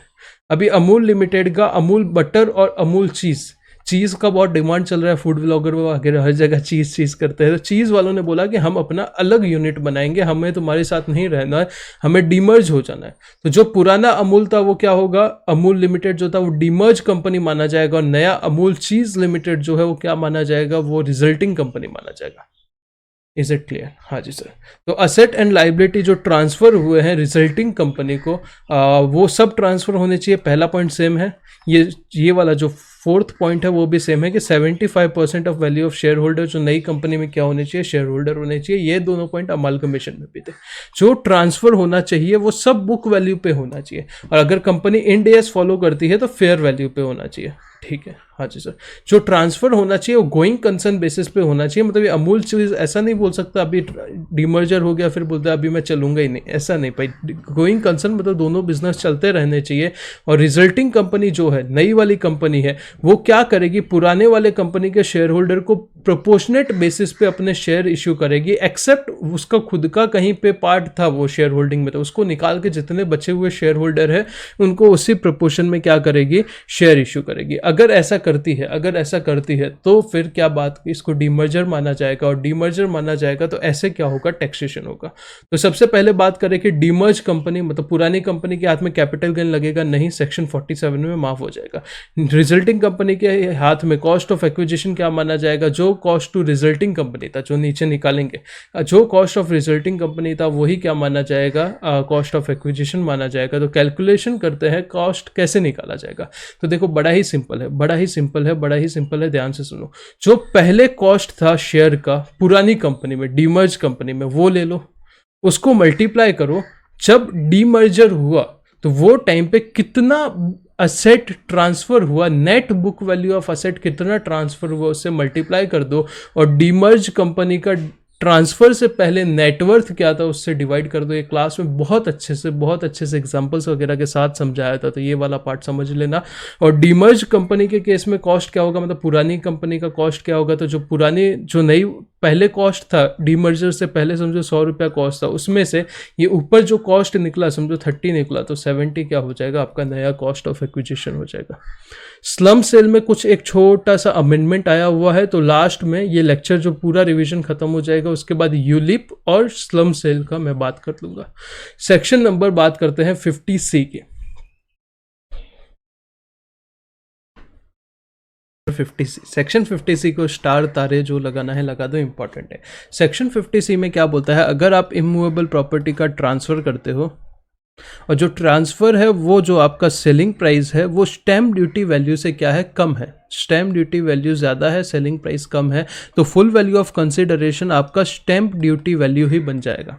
मतलब समझो आपका सेलिंग प्राइस कितना है, आपने 20 लाख में फ्लैट बेचा, जिसका गवर्नमेंट के रिकॉर्ड में स्टैम्प ड्यूटी वैल्यू 50 लाख है, तो स्टैम्प ड्यूटी वैल्यू 50 लाख है, वही आपका फुल वैल्यू ऑफ कंसिडरेशन बन जाएगा। क्लियर? हाँ जी। पर यहाँ पे ये पहले ऐसे प्रोविजन हुआ करता था, फिर क्या किया? फिर यहाँ पे टॉलरेंस बैंड लगा दिया गया। टॉलरेंस बैंड का मतलब क्या होता है? टॉलरेंस बैंड का मतलब होता है कि गवर्नमेंट ने बोला, एक सेकंड, यहाँ पे ये SQ लिखा हुआ है ना, ये SQ का मतलब क्या है? SQ का मतलब है कि जो स्टैम्प ड्यूटी वैल्यू है, if it's up to 110% of selling price. अगर SDV जो है वो सेलिंग प्राइस के 110% तक है, तो जो सेल कंसिडरेशन है वही फुल वैल्यू ऑफ कंसिडरेशन माना जाएगा, SDV नहीं माना जाएगा। मतलब समझो सेलिंग प्राइस जो है वो आपका 100 है और SDV जो है वो अप टू 110% है, मतलब या तो 105 है, 106 है, 107 है, तो 100 ही आपका क्या माना जाएगा? फुल वैल्यू ऑफ कंसिडरेशन माना जाएगा। क्योंकि हो सकता है ना 10% ऊपर नीचे, मार्केट में भाव ही नहीं मिल रहा, अर्जेंट पे बेचना था तो 10% कम में बेच दिया। बट अगर ये SDV 110 से ज्यादा हो जाता है, समझो 115 हो जाता है, तो फुल वैल्यू ऑफ कंसिडरेशन 115 मान लिया जाएगा। Is it clear? हाँ जी सर। क्लियर है? हाँ sir. If assessee claims HDV is more than fair market value, assessee क्या बोलता है, जो आपका स्टैम्प ड्यूटी वैल्यू है वो भाई जो बाहर मार्केट में भाव चल रहा है उससे कुछ ज़्यादा ही है, ये पॉसिबल ही नहीं है, तो क्या कर सकता है असेसी, अगर ये स्टैम्प ड्यूटी वैल्यू कहीं पे भी अपील में डिस्प्यूटेड नहीं है तो क्या कर सकता है वो असेसिंग ऑफिसर वो केस क्या कर सकता है, वैल्यूएशन ऑफिसर को ट्रांसफर कर सकता है, जिसका काम ही क्या है, वैल्यू करना प्रॉपर्टी को। तो अब वो वैल्यू करेगा। असेसी क्या बोल रहा है कि मैंने जो फेयर मार्केट वैल्यू पे प्रॉपर्टी 110 में बेचा है, आपका स्टैम्प ड्यूटी वैल्यू कितना है, 150 है, जो 150 सही नहीं है, 110 होना चाहिए। तो वैल्यूएशन ऑफिसर क्या करेगा, या तो 150 से ज़्यादा वैल्यू निकालेगा, 180 निकाल देगा, या 150 से कम निकालेगा, फॉर एग्जांपल 110 निकाल दिया। तो 110 अगर निकालता है वैल्यूएशन ऑफिसर मतलब असेसी सही हो गया, तो ये केस में 110 ही फुल वैल्यू ऑफ कंसिडरेशन मान लिया जाएगा, करेक्ट है। अगर वैल्यूएशन ऑफिसर 150 से भी ज़्यादा निकाल देता है वैल्यू, बोलता है कि भाई ये तो स्टैम्प ड्यूटी वैल्यू के इससे भी ज्यादा है बाहर मार्केट में वैल्यू, तो फिर 150 ही आपका क्या माना जाएगा, फुल वैल्यू ऑफ कंसिडरेशन माना जाएगा। तो सर ये बताइए कि कौन से डेट का स्टैम्प ड्यूटी वैल्यू लेने का, डेट ऑफ एग्रीमेंट लेने का कि डेट ऑफ रजिस्ट्रेशन लेने का। तो जनरली देखो दोनों एक ही डेट पे एग्रीमेंट रजिस्ट्रेशन होता है, बट फॉर एग्जांपल अलग अलग डेट पे हो रहा है, तो जिस दिन रजिस्ट्रेशन होता है उस दिन का स्टैम्प ड्यूटी वैल्यू लेना होता है। बट एक केस में एग्रीमेंट के डेट का भी स्टैम्प ड्यूटी वैल्यू आप ले सकते हो, अगर एग्रीमेंट के डेट पे आपको कोई भी पैसा मिल चुका है बाय अकाउंट पे चेक, अकाउंट पे डिमांड ड्राफ्ट, ईसीएस या any other mode prescribed ABCURIN। ए यानी आधार पे, बी यानी भीम यूपीआई, सी यानी credit card debit card, you यानी यूपीआई, आर यानी आरटीजीएस, आई यानी आईएमपीएस और एन यानी एनईएफटी। अगर इन मोड से आपको पैसा मिल चुका है तो आपका क्या होगा, एग्रीमेंट के डेट का वैल्यू ही क्या मान लिया जाएगा, एचडीवी मान लिया जाएगा। सेक्शन 50 सीए पे आते हैं। अगर आप अनकोटेड शेयर का इतना मतलब समझ लो कि ऐसे शेयर जिनका मार्केट में कोट नहीं है, मतलब मार्केट में लिस्टेड नहीं है, अभी के लिए सिर्फ इतना समझ लो। एक कंडीशन और है जो फाइनल में जाएंगे तो पढ़ेंगे, तो वही आपका फुल वैल्यू ऑफ कंसिडरेशन मान लिया जाएगा। मतलब अगर अनकोटेड शेयर आपने फेयर मार्केट वैल्यू से कम में बेचे हैं तो उसका जो भी फेयर मार्केट वैल्यू है वही फुल वैल्यू ऑफ कंसिडरेशन मान लिया जाएगा। पर यहाँ पे कुछ लोगों को गवर्नमेंट क्या दे सकती है, रिलैक्सेशन वगैरह दे सकती है। फिर सेक्शन 50D, अगर समझो किसी असेट का पॉसिबल ही नहीं है फेयर वैल्यू निकालना, मतलब सेल प्राइस निकालना, तो उसका जो फेयर मार्केट वैल्यू है वही फुल वैल्यू ऑफ कंसिडरेशन मान लिया जाएगा। सर ऐसे कैसे हो सकता है? हो सकता है समझो मेरे पास एक एंटिक चीज़ पड़ा है, दूसरे आदमी के पास भी कोई एंटिक चीज़ पड़ा है, हम दोनों एक दूसरे के साथ एक्सचेंज कर लेते हैं, एक्सचेंज भी ट्रांसफर में आता है, पर वो अभी क्या माने, उसका सेल प्राइस तो कुछ है नहीं, तो वो केस में उसका जो फेयर मार्केट वैल्यू है वही क्या मान लिया जाएगा, फुल वैल्यू ऑफ कंसिडरेशन मान लिया जाएगा। फिर सेक्शन नंबर 51 पे आते हैं। Section number 51, advance money forfeited.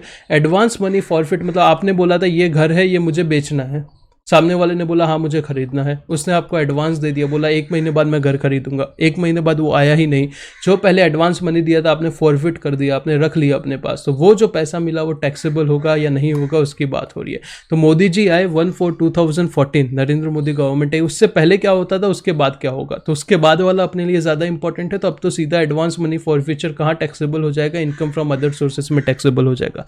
पहले देखना पड़ता था फॉरफिचर किसने किया, अगर प्रॉपर ऑफिसर ने किया है तो इग्नोर कर दो, अगर असेसी ने किया है तो पहले कॉस्ट में से रिड्यूस हो जाता था, अभी कुछ देखने की जरूरत ही नहीं है। फिर सेक्शन 55, कॉस्ट ऑफ एक्विजिशन और कॉस्ट ऑफ इंप्रूवमेंट के बारे में कुछ बातें की है। फुल वैल्यू ऑफ कंसिडरेशन होता है, उसमें से ट्रांसफर एक्सपेंस रिड्यूस हो जाता है, आपका क्या आता है, नेट कंसिडरेशन आता है, उसमें से जो चीज़ें लेस होती है उसकी अलग अलग सिचुएशंस दी हुई है। इंटेंजिबल एसेट, अगर जो एसेट दिखता ही नहीं है उसके बारे में क्या किया जाए, तो देखो गुडविल जो है, गुडविल को अभी तो पूरा ही एक्सक्लूड कर दो, प्रोफेशन नहीं पूरा ही गुडविल एक्सक्लूड कर दो, क्योंकि गुडविल के लिए अलग अभी अमेंडमेंट आए हुए हैं, जो कि अमेंडमेंट लेक्चर अपलोड हो चुका रहेगा या आज ही हो जाएगा, उसमें आपको देखने को मिलेगा गुडविल में क्या अमेंडमेंट आए हैं। तो अगर आप क्या करते हो, इंटेंजिबल एसेट के केस में आप कैसे देखोगे उसका कॉस्ट, तो अगर सेल्फ जनरेटेड इंटेंजिबल एसेट है तो उसका कॉस्ट नील होगा, अगर परचेस किया हुआ है तो परचेस प्राइस ही उसका क्या होगा, कॉस्ट होगा। एफएमवी का बेनिफिट मिलेगा, वो 1/4/2001 वाला नहीं मिलेगा। अगर बोनस शेयर आपको मिले हैं, मतलब आपको कुछ फ्री में शेयर मिला है, बोनस मिला है, तो उसका कॉस्ट कैसे देखेंगे, अगर 1/4/2001 से पहले बोनस मिला एक्वायर किए तो बेसिकली उसका जो फेयर मार्केट वैल्यू होगा 1/4/2001 का, वही आपका क्या मान लिया जाएगा, कॉस्ट मान लिया जाएगा। उसके बाद बोनस मिला है तो कॉस्ट 0 होगा। अगर स्टॉक एक्सचेंज का डीम्यूचुअलाइजेशन होता है या कॉर्पोरेटाइजेशन होता है, मतलब पहले जो स्टॉक एक्सचेंज थे वो एओपी या बीओआई थे, association of person body of individual, बाद में वो कन्वर्ट हुए। कन्वर्ट किस में हुए? आपके कंपनीज में हुए। तो जो पहले आपके पास मेंबरशिप कार्ड हुआ करता था वो कन्वर्ट होकर आपको क्या मिला? अभी जो शेयर्स मिले। तो उसके केस में जो मेंबरशिप कार्ड का क्या माना जाएगा? कॉस्ट माना जाएगा। और ट्रेडिंग एंड क्लियरिंग राइट के केस में क्या कॉस्ट माना जाएगा? नील माना जाएगा। करेक्ट है। फिर राइट शेयर्स के केस में, राइट शेयर के केस में देखो, समझो आपके पास एक कंपनी के 1000 शेयर है, तो कंपनी खुश हो गई, कंपनी ने बोला 500 शेयर हम आपको क्या देते हैं? राइट में देते हैं। राइट आपको देते हैं कि जो मार्केट में 20 रुपये में शेयर मिल रहा है आपको कितने में मिलेगा? 10 रुपये में मिलेगा। करेक्ट है। तो अभी आपको 500 शेयर नहीं चाहिए, आप 250 शेयर खुद रख लेते हो, 250 शेयर उसको क्या कर देते हो? बेच देते हो। कितने में बेच देते हो? समझो 15 रुपये में बेच देते हो। मार्केट में तो 20 में मिल रहा है ना, तो आप 15 में बेच देते हो। आपके पास राइट है, उसको आप एक्सरसाइज करते हो। तो समझो जिसको आप राइट बेच रहे हो ये 15 में, उसके लिए कॉस्ट क्या होगा? तो वो जो कंपनी को कॉस्ट दे रहा है 10 रुपया, प्लस वो शेयर होल्डर को जो कॉस्ट दे रहा है 5 रुपया, वो 15 रुपीज़ क्या हो जाएगा? उसके हाथ में कॉस्ट ऑफ एक्विजिशन हो जाएगा। मतलब जो वो फ्यूचर में शेयर बेचेगा तो 15 रुपया कॉस्ट लेगा।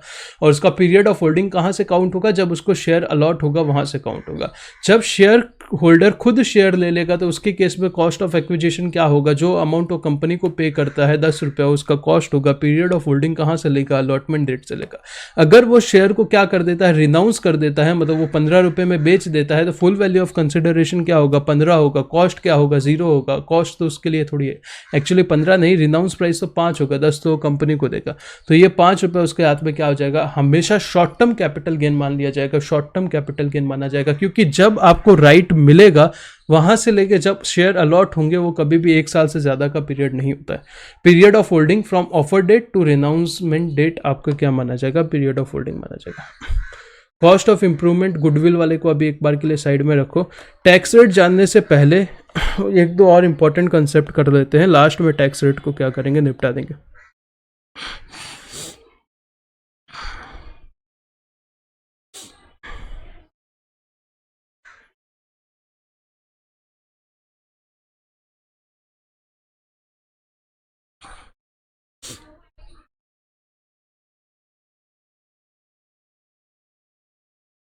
चलो सेक्शन 54 के एग्जम्पशन पहले देख लेते हैं।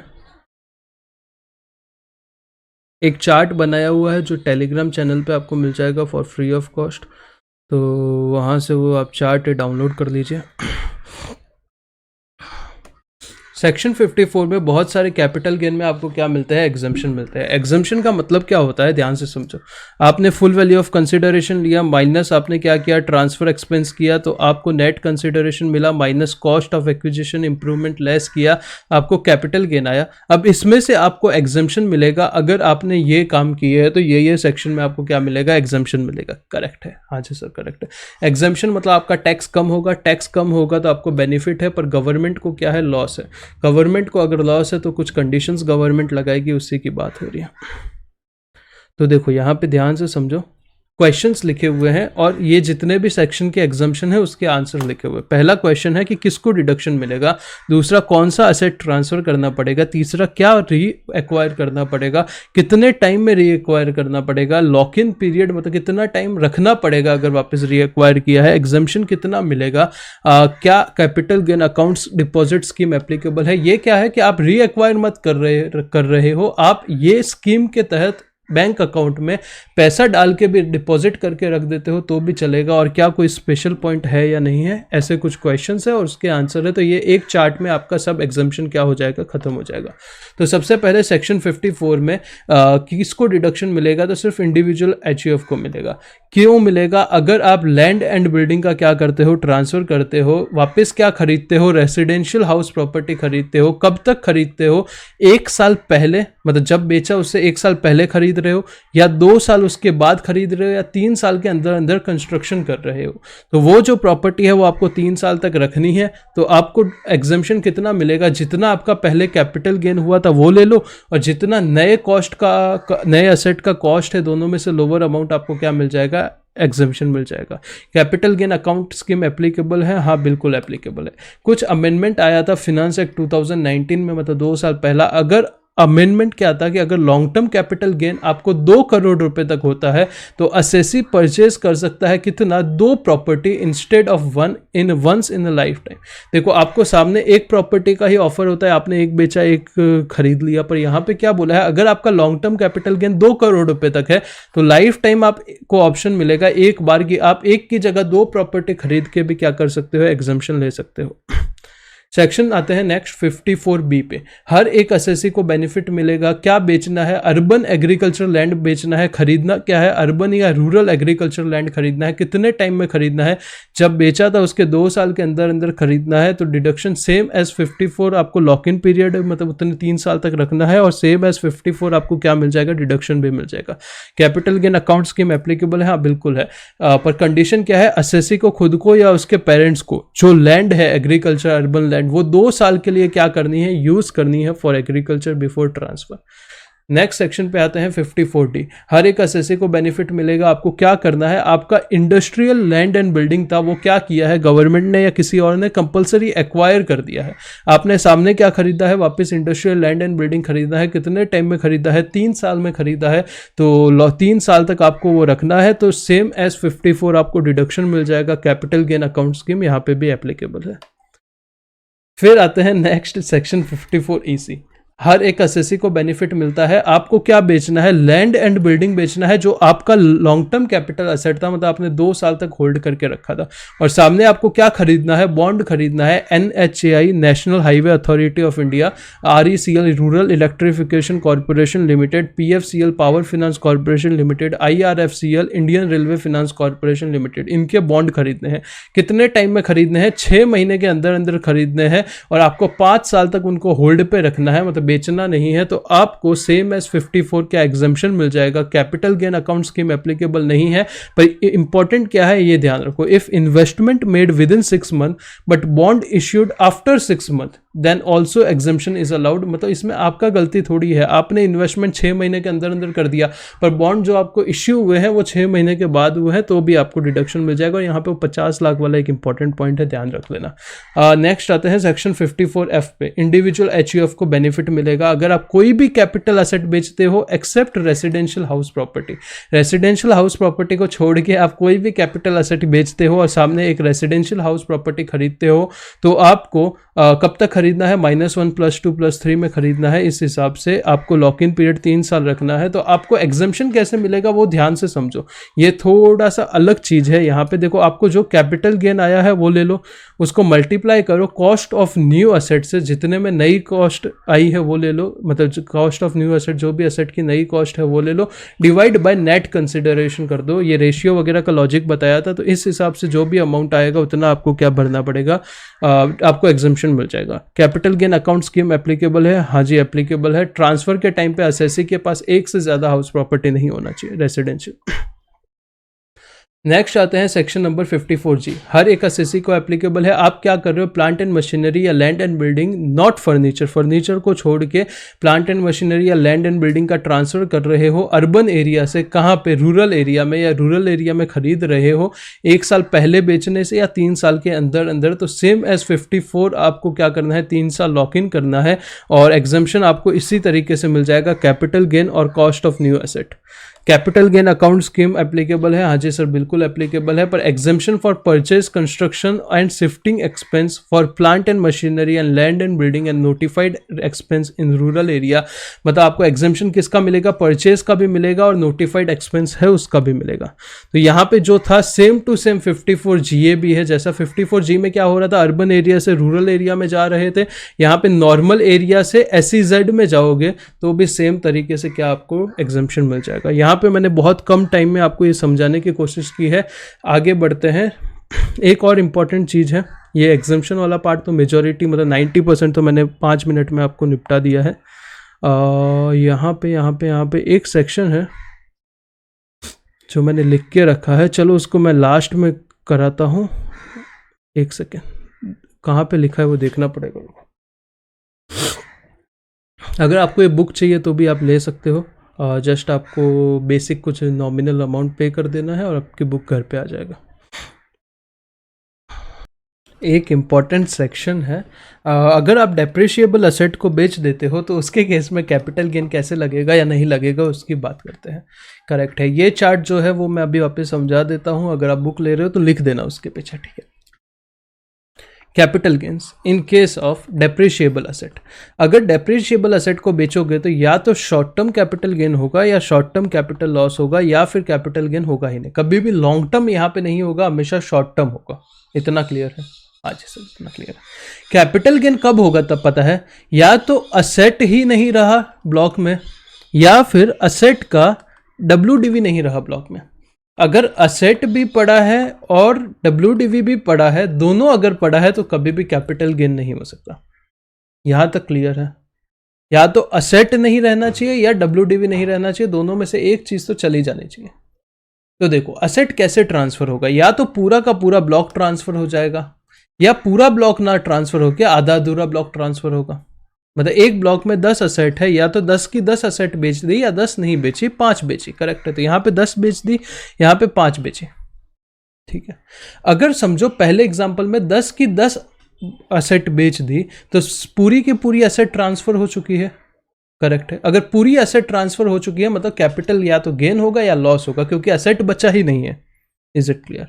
हाँ जी सर। तो देखो अगर दो चांस होंगे, दो केस होंगे, या तो आपने जो ब्लॉक बेचा है, जो इतनी असेट बेची है उसकी WDV से ज़्यादा में बेची होगी, समझो उसकी WDV 100 है, या तो 120 में बेचा होगा या 90 में बेचा होगा। अगर 120 में बेचा है तो ये 20 rupees short term capital gain आ जाएगा, या 90 में बेचा है तो 10 rupees short term capital loss आ जाएगा। सिंपल है।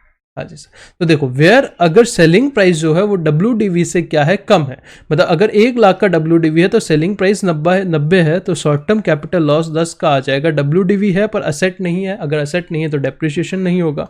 दूसरे केस में सेलिंग प्राइस 120 है, WDV 1 लाख है, तो देखो WDV भी नहीं बचा क्योंकि पूरा का पूरा WDV तो कंज्यूम हो चुका है, असेट भी नहीं बचा, तो डेप्रिसिएशन तो आएगा नहीं, शॉर्ट टर्म कैपिटल गेन हो जाएगा 20,000 रुपये। करेक्ट है, पहला केस हो गया। दूसरा केस, अगर आप पूरा ब्लॉक ना ट्रांसफर करके आधा अधूरा ब्लॉक ट्रांसफर करते हो, आधा अधूरा मतलब 10 में से 5 असेट बेचते हो, तो उस केस में क्या होगा, पहले केस में जो WDV आपने है, WDV समझो आपका 10 लाख है और जो आपका सेलिंग प्राइस है वो कितना है, 6 लाख रुपए है, तो ये केस में आप देखोगे तो WDV भी बचा हुआ पड़ा है, असेट भी बचा है, क्योंकि 5 असेट तो बचे हैं ना, तो डेप्रिसिएशन आएगा, कैपिटल गेन नहीं आएगा। क्यों कैपिटल गेन नहीं आएगा? क्योंकि WDV भी बचा हुआ है, असेट भी बचा हुआ है। Is it clear? हाँ जी। दूसरे केस में असेट 5 बेचे हैं पर WDV समझो 10 लाख है, पर उसको बेच दिया है 15 लाख रुपए में, तो WDV 0 हो गया। 10 लाख का WDV था, 15 लाख में ब्लॉक बिक गया, तो ब्लॉक में कोई वैल्यू ही नहीं है। अगर WDV नहीं है तो कैपिटल गेन हो जाएगा, क्योंकि ज्यादा में बिका है। असेट पड़ा है पर असेट का क्या करोगे जब उसका WDV ही नहीं है। समझ गए? हाँ जी, हाँ जी सर समझ गए। इससे इजी वे में ये सेक्शन कोई नहीं समझा सकता। फिर आते हैं आगे टैक्स रेट के ऊपर। देखो बड़ा ही सिंपल है यार टैक्स रेट। दो तरीके के एसेट होंगे, दो तरीके के एसेट होंगे, या तो लॉन्ग टर्म कैपिटल एसेट होगा या शॉर्ट टर्म कैपिटल एसेट होगा। लॉन्ग टर्म कैपिटल एसेट का लॉन्ग टर्म कैपिटल गेन होगा, शॉर्ट टर्म कैपिटल एसेट का शॉर्ट टर्म कैपिटल गेन होगा। अगर लॉन्ग टर्म कैपिटल गेन हो रहा है तो दो चीज़ें हो सकती है, या तो सेक्शन 112A लग सकता है या सेक्शन 112 लग सकता है। शॉर्ट टर्म कैपिटल गेन होगा तो दो चीज़ें हो सकती है, या तो सेक्शन 111A 111A लग सकता है या नॉर्मल लग सकता है। करेक्ट है। अगर 112A लगेगा तो क्या होगा, इसके आगे मैं आपको पूरा 112A अच्छे से पढ़ा दूंगा, 20-25 मिनट लेके अच्छे से एकदम समझा दूंगा, क्योंकि इंपॉर्टेंट है।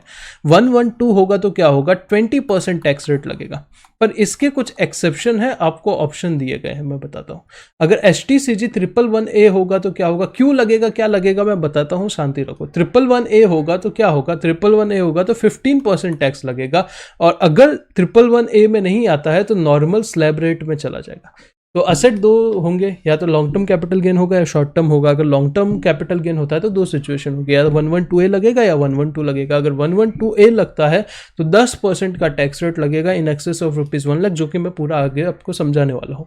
112 होता है तो 20% का टैक्स रेट लगेगा, पर उसके कुछ एक्सेप्शन है कि अगर आप इंडेक्सेड बॉन्ड के केस में बेसिकली कुछ एक्सेप्शन है, इतना बता देता हूँ। शॉर्ट टर्म कैपिटल गेन की बात करें तो दो होंगे, 111A होगा या नॉर्मल होगा। 111A होगा तो 15% टैक्स रेट लगेगा, नॉर्मल होगा तो स्लैब रेट लगेगा। Is it clear?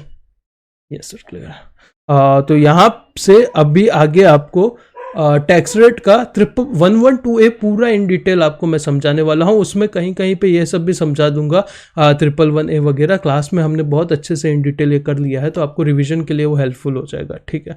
उसके बाद क्या अटैच होगा पता है, इंपॉर्टेंट है। उसके बाद आपको 2 अमेंडमेंट मिल जाएंगे। कौन कौन से अमेंडमेंट? पहला अमेंडमेंट होगा स्लम सेल वाला, तो वो 10 मिनट लेके पूरा टॉपिक ही स्लम सेल समझा दूंगा। और दूसरा होगा यूलिप के केस में क्या नया आया है, यूलिप का टैक्सेशन वगैरह कैसे होगा वो समझा दूंगा। तो वहाँ पे ये लेक्चर क्या हो जाएगा, एंड हो जाएगा। तो वो ठीक है, वीडियो को लाइक वगैरह भाई कर दो। अच्छा नहीं लगता बोलना, बट कर दो, हेल्प होती है, ऑब्वियस सी बात है। चलो thank you, bye bye, God bless you, take care. चलो स्टार्ट करते हैं। आज एक कंसेप्ट सिखाता हूँ। Section 112A long term capital gain का टैक्स रेट है। एक सेकेंड, ठीक है।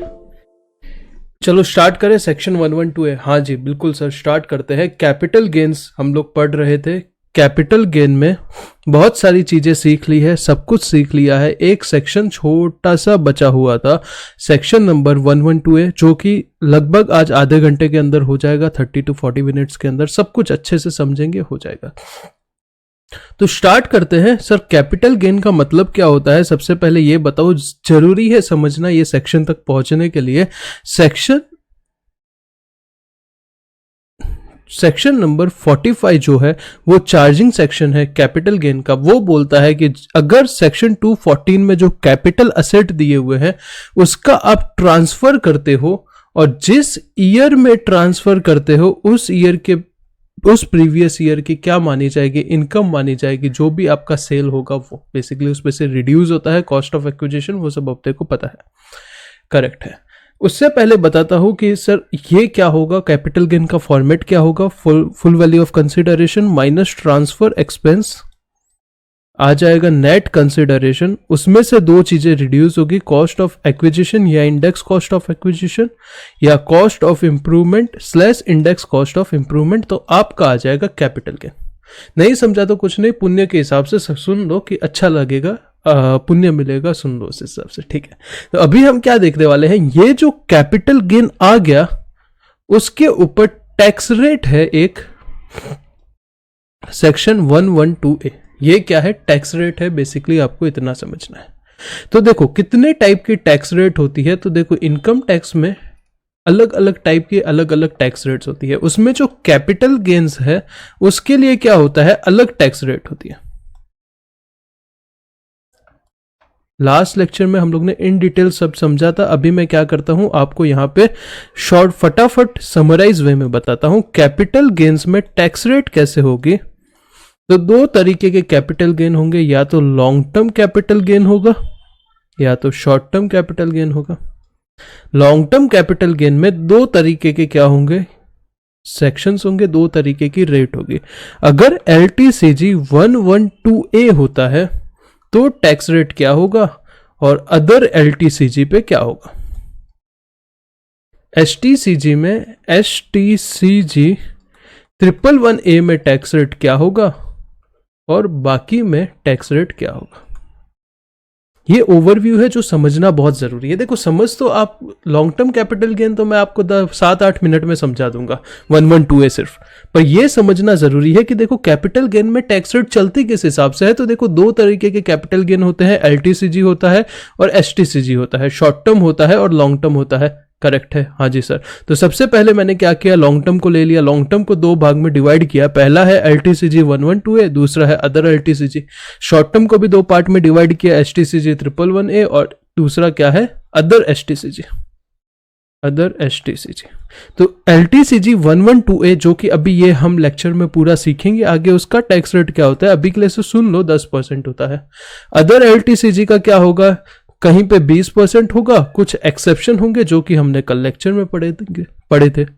STCG 111A का टैक्स रेट क्या होगा, 15% होगा, कल बहुत अच्छे से पढ़ा था। और चौथा टैक्स रेट क्या होगा, चौथा टैक्स रेट होगा अगर short term capital gain other than STCG है तो वो आपकी स्लैब में ऐड हो जाएगा। मतलब जो भी 2.5 लाख 5 लाख 10 लाख जो भी स्लैब में आप हो, वो स्लैब के हिसाब से क्या होगा, टैक्स लगेगा, करेक्ट, हाँ जी सर।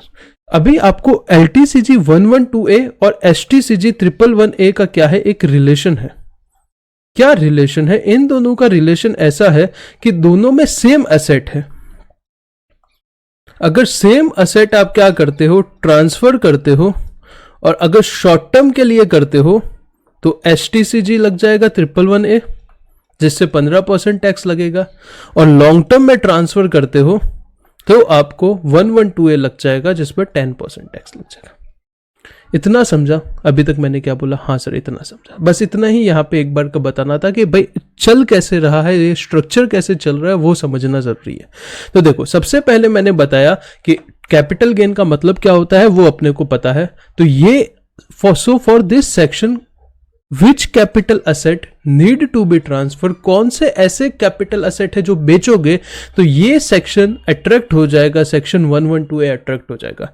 तो सेम वही एसेट है। कौन से एसेट है जो STCG 111A में थे? पहला, कोई भी तरीके का इक्विटी शेयर, दूसरा कोई भी तरीके का equity oriented fund, mutual fund का, और तीसरा बिजनेस ट्रस्ट का कोई यूनिट। अगर आप ये लॉन्ग टर्म के लिए बेच देते हो, 12 महीने से ज्यादा होल्ड करके इक्विटी शेयर, 12 महीने से ज्यादा इक्विटी ओरिएंटेड फंड और 36 मंथ से ज्यादा यूज करके बिजनेस ट्रस्ट का कोई यूनिट क्या करते हो, सेल करते हो, तो सेक्शन 112A लगेगा। साथ में बोलो कौन से 3 असेट है? पहला है इक्विटी शेयर, पहला कौन सा है? Equity share. दूसरा कौन सा है? Equity oriented fund. और तीसरा कौन सा है? बिजनेस ट्रस्ट का यूनिट। करेक्ट है। जब मैंने आपको जो पीरियड ऑफ होल्डिंग का मैंने एक बार आपको कंसेप्ट पढ़ाया था वो वापस से रिवाइज करा देता हूं फटाफट। देखो, कोई भी एसेट लॉन्ग टर्म या शॉर्ट टर्म कब होता है? बाकी देखो, हर एक एसेट के लिए यही समझो 3 साल का क्राइटेरिया है लॉन्ग टर्म या शॉर्ट टर्म जानने का। बट अगर आपके पास अनलिस्टेड शेयर है या इमूवेबल प्रॉपर्टी है, अगर आपने 2 साल उससे ज्यादा भी होल्ड कर दिया तो क्या मान लिया जाएगा? 2 लॉन्ग टर्म, उससे कम शॉर्ट टर्म। और listed security other than unit, mutual fund का इक्विटी ओरिएंटेड यूनिट या UTI का यूनिट, और तीसरा जीरो कूपन बॉन्ड के लिए ये टाइम लिमिट क्या होता है? 1 साल होता है। करेक्ट है। इसीलिए अगर आपने ये मेरे नोट्स देखे रहेंगे तो यहां पे मैंने टाइम पीरियड भी लिख के रखा है आपके लिए, ताकि आपको प्रॉब्लम ना हो बाद में। अगर आप ये देखते हो यहां पे,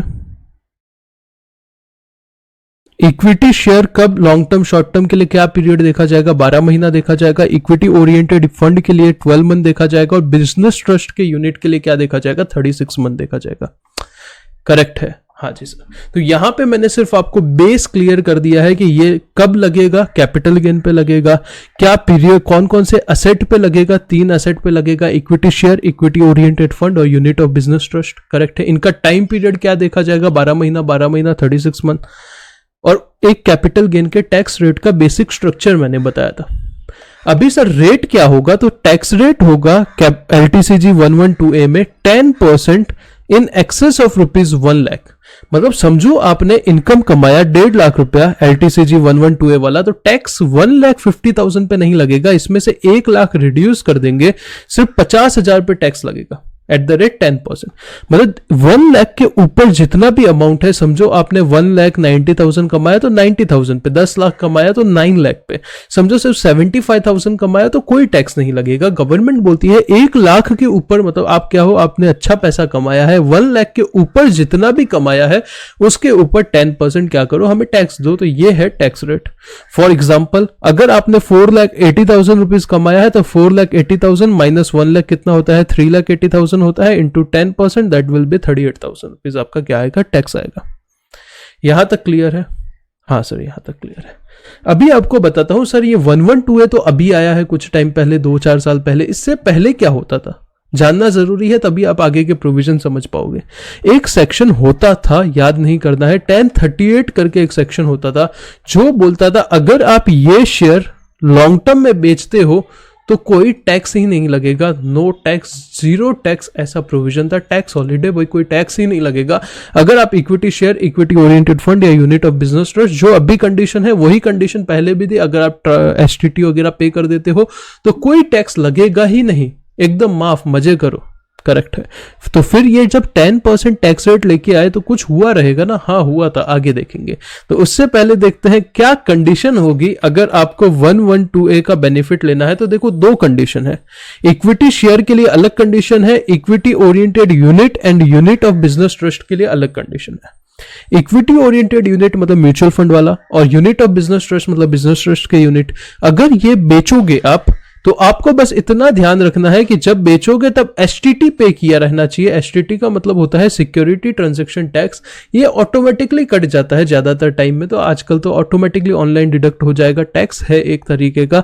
तो आपको बस ये ध्यान रखना है जब आप ये बेच रहे हो तब आपने क्या किया है, एसटीटी पे किया है, तो आपको बेनिफिट मिल जाएगा।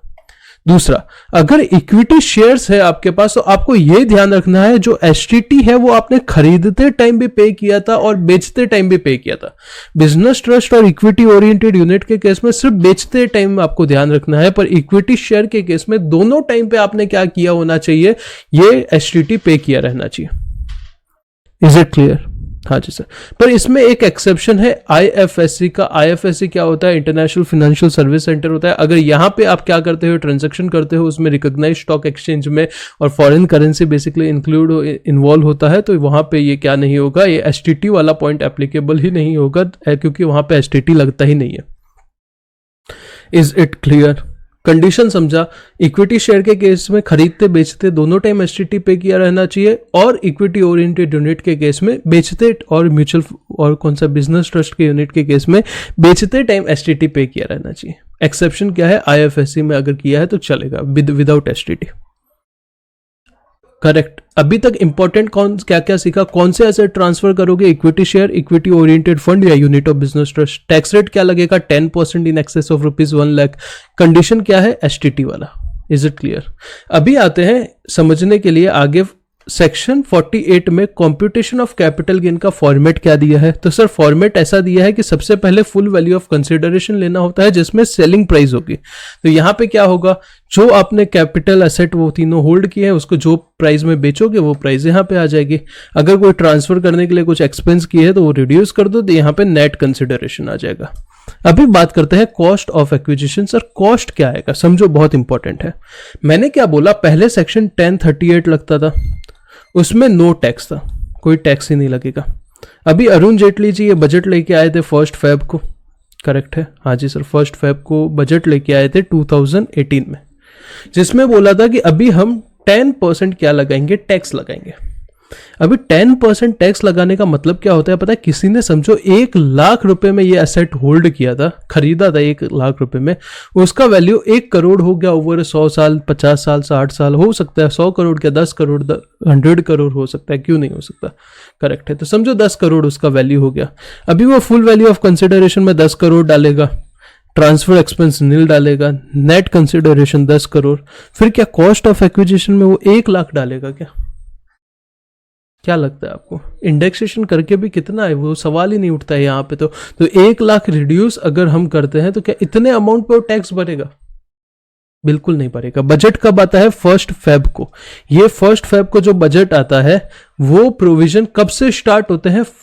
वही साल की 1 अप्रैल से वो प्रोविजन स्टार्ट होते हैं। मतलब कोई बंदे को इतना प्रॉफिट होने वाला है और उसको पता है मेरे को बिना मतलब का टैक्स गवर्नमेंट को जमा कराना पड़ेगा, तो वो क्या करेगा, ये 2 महीने के पीरियड के बीच में वो क्या कर देगा, सब शेयर्स को सेल कर देगा। बेसिकली सब पैसा किसका रहता है? मेजॉरिटी एफआईआई का रहता है अपने स्टॉक एक्सचेंज में। तो अगर इतने बड़े अमाउंट में अगर कुछ सेल करते हैं तो इंडिया का स्टॉक मार्केट क्रैश हो सकता था। तो गवर्नमेंट ने बोला कॉस्ट ऑफ एक्विजिशन मतलब एक्चुअल जिस दिन आपने कॉस्ट लिया वो नहीं, हम आपको बताएंगे आपको कॉस्ट ऑफ एक्विजिशन क्या लेना है। तो गवर्नमेंट ने बोला टेंशन की बात मत लो, हम आपको कॉस्ट बताएंगे, आपको एनहांस कॉस्ट का बेनिफिट दिया जाएगा, डोंट वरी। ठीक है। तो कॉस्ट ऑफ एक्विजिशन क्या होता है यहाँ पे सेक्शन 55 में मैं आपको सिखाता हूँ, डोंट वरी। और बाद में क्या आ जाएगा, उसको रिड्यूस करोगे तो कैपिटल गेन्स आ जाएगा। तो समझते हैं सेक्शन 55 में कॉस्ट ऑफ एक्विजिशन का मतलब क्या दिया है। तो जनरली कॉस्ट का मतलब क्या होता है, अभी तक मैंने कैपिटल गेन पढ़ाया, कॉस्ट या फिर एफएमवी विचएवर इज हायर क्या होता है वो आपका कॉस्ट होता है, करेक्ट है। बट इन दिस केस, ये केस में आपको क्या देखना है, सबसे पहले आपको स्टेप 1 में कॉस्ट लेना है। मतलब एग्जांपल 1 लाख में शेयर लिया था आपने, तो एग्जांपल 1 लाख रुपए आपका कॉस्ट है। स्टेप 2 में आपको क्या लेना है, फेयर मार्केट वैल्यू लेना है, वही लेना होता है ना कॉस्ट या एफएमवी, तो वही लिया। टेक एफएमवी एज ऑन कौन सी डेट का, मैंने आपको क्या बताया, बजट कौन सी डेट को आया था, 1 Feb 2018 को आया था, उससे जस्ट एक दिन पहले का, करेक्ट है। 31 Jan 2018 का क्या ले लो, फेयर मार्केट वैल्यू ले लो, ले लिया। स्टेप 3 में क्या करो, introduce FVOC, full value of consideration, कितने में बेचा और selling price to compare with fair market value. ये क्या है, ये कंसेप्ट इंपॉर्टेंट है, ये मैं अच्छे से आपको समझाता हूं। तो सबसे पहले मैं क्या लेता हूं, मैंने क्या बोला, कोई भी चीज का कॉस्ट निकालना होता है तो क्या लेना होता है, सबसे पहले कॉस्ट ले लो, करेक्ट है, एग्जैक्ट कॉस्ट। दूसरा fair market value as on 31 Jan 2018। ये जैन क्यों लिया मैंने बताया, इस दिन बजट आया था एक दिन पहले का, 1 Feb को बजट आया, उसके एक दिन पहले का। समझो कॉस्ट है 1 लाख रुपया और फेयर मार्केट वैल्यू कितना है, फॉर एग्जांपल 15 लाख रुपया, विच एवर इज हायर मैंने कर दिया, करेक्ट है। तो अभी समझो आगे कोई फॉर्मूला नहीं है, 1 और 15 विच एवर इज हायर क्या आ जाएगा आपका, 15 लाख रुपीज क्या आ जाएगा, कॉस्ट आ जाएगा। फॉर एग्जाम्पल ये शेयर्स का सेलिंग प्राइस कितना है, मैं बेचता कितने में हूं पता है, 10 लाख रुपए में शेयर बेच देता हूं, क्योंकि आज के दिन में उसका 10 लाख वैल्यू है। उसमें से मैं लेस क्या करूंगा, कॉस्ट लेस करूंगा, कॉस्ट क्या आया, 15 लाख आया, तो क्या मैं क्लेम कर लूंगा, 5 लाख का लॉस क्लेम कर लूंगा। तो क्या आपको लगता है ये गलत नहीं है, क्यों गलत नहीं है, आपका एक्चुअल कॉस्ट तो 1 लाख था, ये तो जस्ट फेयर मार्केट वैल्यू के कंपैरिजन से 15 लाख हुआ है ना, और आपने बेच दिया कितने में, 10 लाख में। तो ये आपको क्या लगता है गलत नहीं हो गया, आपने अननेसेसरी का लॉस क्लेम कर दिया। तो गवर्नमेंट ने बोला ये नहीं चलेगा, कॉस्ट और एफएमवी विचएवर इज हायर आया उसको समझो एक्स ले लो, उसको कंपेयर करो किससे, सेलिंग प्राइस से। आपने एक्चुअल सेल के जो शेयर सेल किया, सेलिंग प्राइस समझो 10 लाख है, उससे कंपेयर करो, विच एवर इज लोअर ले लो, तो जो आएगा 10 लाख रुपया, तो वो आपका क्या बन जाएगा, फुल वैल्यू कॉस्ट बन जाएगा। समझा, अभी समझेगा एकदम एग्जैक्ट। सबसे पहले कॉस्ट लेना है, फिर क्या लेना है, फेयर मार्केट वैल्यू ले लेना है एज ऑन 31 Jan 2018, करेक्ट है, ले लिया। हाँ सी। स्टेप 3 में क्या करना है, इंट्रोड्यूस करना है selling price, full value of consideration का मतलब क्या है, सेलिंग प्राइस, और उसको कंपेयर करो किसके साथ, फेयर मार्केट वैल्यू से कंपेयर करो, because if selling price is lower than FMV तो लॉस आ जाएगा, और गवर्नमेंट नहीं चाहती अननेसेसरी का आप लॉस क्लेम करो और फिर उसको दूसरे हेड के साथ क्या करो, सेट ऑफ करो। अंडरस्टूड, हाँ जी सर। तो ये समझ लो, सबसे पहले ये रीड कर लो साथ में पॉज करके, तो यहाँ पे क्लैरिटी आना जरूरी है, ठीक है।